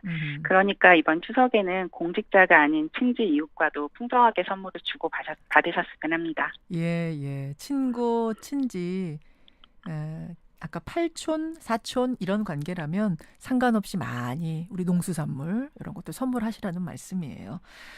그 350 기준을 바꿔야 되느냐 마느냐 이거 권익위에서도 고민하고 계시는 문제죠. 현재 전문 연구기관에서 경제적, 사회적 영향에 대한 분석을 진행 중에 있습니다. 예. 그래서 사회 각계 다양한 의견을 수렴 중에 있고 예. 또 이러한 분석 내용, 그다음에 의견 수렴이 완료되면 청탁금지법 시행에 따른 긍정적 변화, 부정적 영향 모두 종합해서 국민들께 상세하게 보고할 계획에 있습니다. 알겠습니다. 이대로 가야 되느냐 아니면 이걸 또 뭐 어떻게 좀 변경을 해야 되느냐 논란들이 있었는데요. 국민권익위에서 다 고려해서 연구 조사 중이랍니다. 하실 일이 많네요, 서기관님. 네, 그렇습니다. 예, 가장 좋은 쪽으로 결론 나도록 열심히 좀 연구해 주십시오. 고맙습니다. 네, 감사합니다. 국민권익위 청탁금지 해석과 박주미 서기관이었습니다.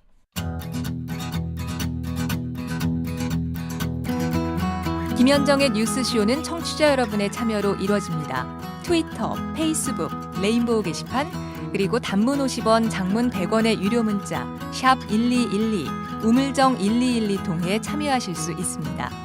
김현정의 뉴스쇼, 여러분과 함께 만듭니다. 김성환의 행간 시사평론가 김성환 씨 나오셨습니다. 어서 오십시오. 네, 안녕하세요. 이제 연휴가 시작이 됐네요, 드디어. 네, 그러게요. 뭐 오늘 일은 하시지만 마음은 그래도 평소와는 좀 다르게 넉넉해지시죠? 그렇죠. 그래서 주고받는다고 하면 그건 청탁금지법에서 이미 예외적으로 허용이 되는 부분으로 규정을 하고 있거든요. 민법상 네네. 친족에 해당하는 사람이면 네. 공직자여도 뭐 교사여도 언론인이어도 다 상관없어요. 네. 자, 그럼 친족이 어디까지가 친족이죠, 민법상? 네, 민법 777조에서 친족의 범위를 규정하고 있는데요. 예. 8촌 이내의 혈족, 4촌 이내의 인척, 배우자로 규정하고 있습니다. 배우자는 그래서, 당연할 거고 그러면 네. 4촌 이내에 뭐라고요? 인척. 4촌 이내 인척이면 누구 말하는 겁니까? 예를 들어. 그러니까 8촌의 혈족, 4촌 이내 인척을 예를 들면 이제 네. 장인, 처형, 동서, 아주버니 뭐 이런 관계에서 주고받는 선물이라고 하면 예. 이때도 역시 금액 제한이 없습니다. 그리고 내 친가 쪽, 혈족 쪽으로는 8촌까지 가능하고. 네, 그렇습니다. 거기까지는 공직자여도 김영란법 대상자여도 아무 상관없이 그냥 하셔도 된다는 말씀. 그렇습니다. 그럼 친인척은 해결됐어요. 친구는 어떻습니까? 친구 사이라고 해도 이제 어렸을 때부터 친분 관계가 도토히 있어 왔던 관계고 예. 특별히 직무 관련성이 없는 공직자라고 하면 공직자에게 주는 선물이라도 저희가 5만 원이 넘는 선물이 가능한데요. 네.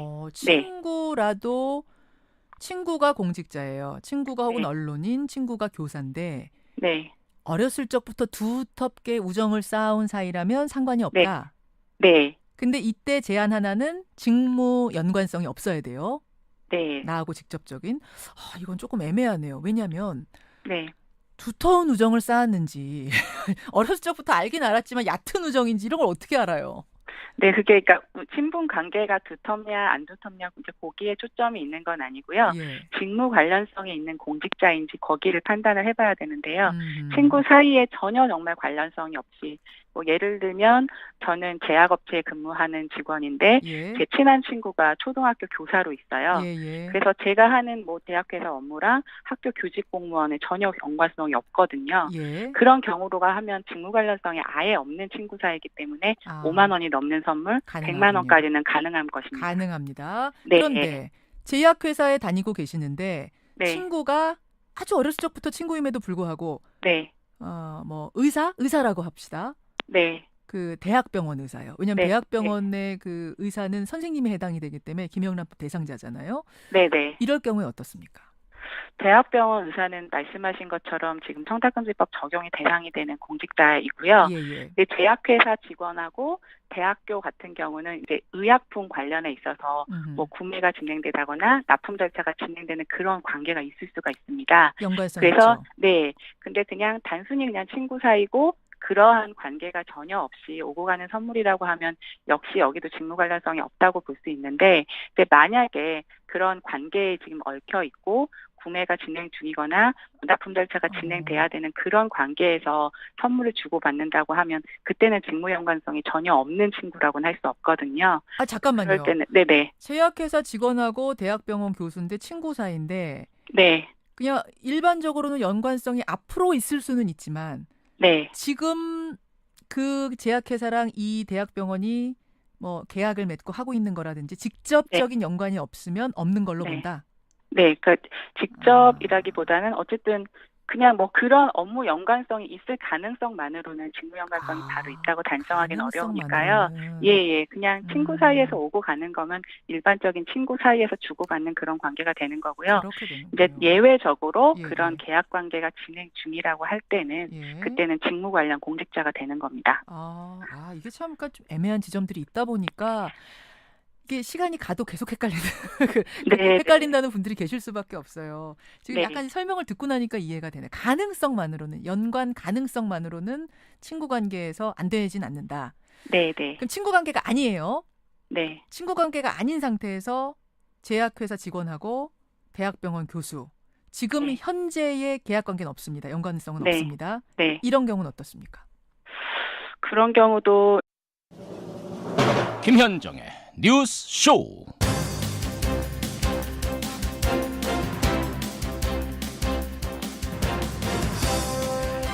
애청자 여러분, 긴 연휴 잘 보내고 계십니까? 오늘 아침은 평소 월요일과 달리 좀 넉넉하고 여유 있게 맞고 계시지요? 그런데요, 엄밀히 말하자면 오늘은 임시공휴일입니다. 조사를 해보니까 4명 중에 1명꼴로 오늘 일을 한답니다. 아마 지금 들으시는 분들 중에도 일터로 향하고 계신 분들 계실 거예요. 어쩌면 여느 월요일보다 그분들께는 2배로 더 어려운 월요일. 저는 2배로 더 응원합니다. 힘내십시오. 김현정의 뉴스쇼, 오늘은요 추석과 관련된 내용들로 좀 특별하게 꾸며봤습니다. 김영란법에 대한 알쏭달쏭 궁금증들 짚어보고요. 행간과 여론 코너에서도 추석에 관한 재미있는 조사들, 내용들 준비해봤습니다. 월요일의 코너 뉴스닥에서는 긴 연휴 이후 우리 정치판 어떻게 돌아갈 것인가, 장기적인 안목으로 상한가 하한가 짚어보겠습니다. 월요일 아침 김현정의 뉴스쇼 출발합니다. 김영란법으로 불리는 청탁금지법이 시행 1년을 맞았습니다. 이번 추석은 김영란법 시행 이후 처음 맞는 추석인데요. 명절에 이렇게 좀 이제 겨냥해서 많이 준비를 했던 회사들 같은 경우는 좀 걱정이 되긴 되죠. 선물을 사기 전 청탁금지법을 한 번 더 생각하게 됩니다. 예, 마음은 벌써 고향으로 떠난 분들 많으시죠. 그 고향 가는 손길마다 선물 한 보따리씩 들고 떠나고 계실 겁니다. 근데 선물 살 때 혹시 고민되지 않으셨어요? 가서 만나는 친척이 교사인데 혹은 공무원인데 이거 선물 5만 원 넘어도 되는 건가 아닌가? 뭐 이런 궁금증들 말입니다. 지금 추석을 앞두고 국민권익위 앞으로는 많은 문의사항이 들어온답니다. 김영란법에 적용이 됩니까? 안 됩니까? 이런 문의사항들이요.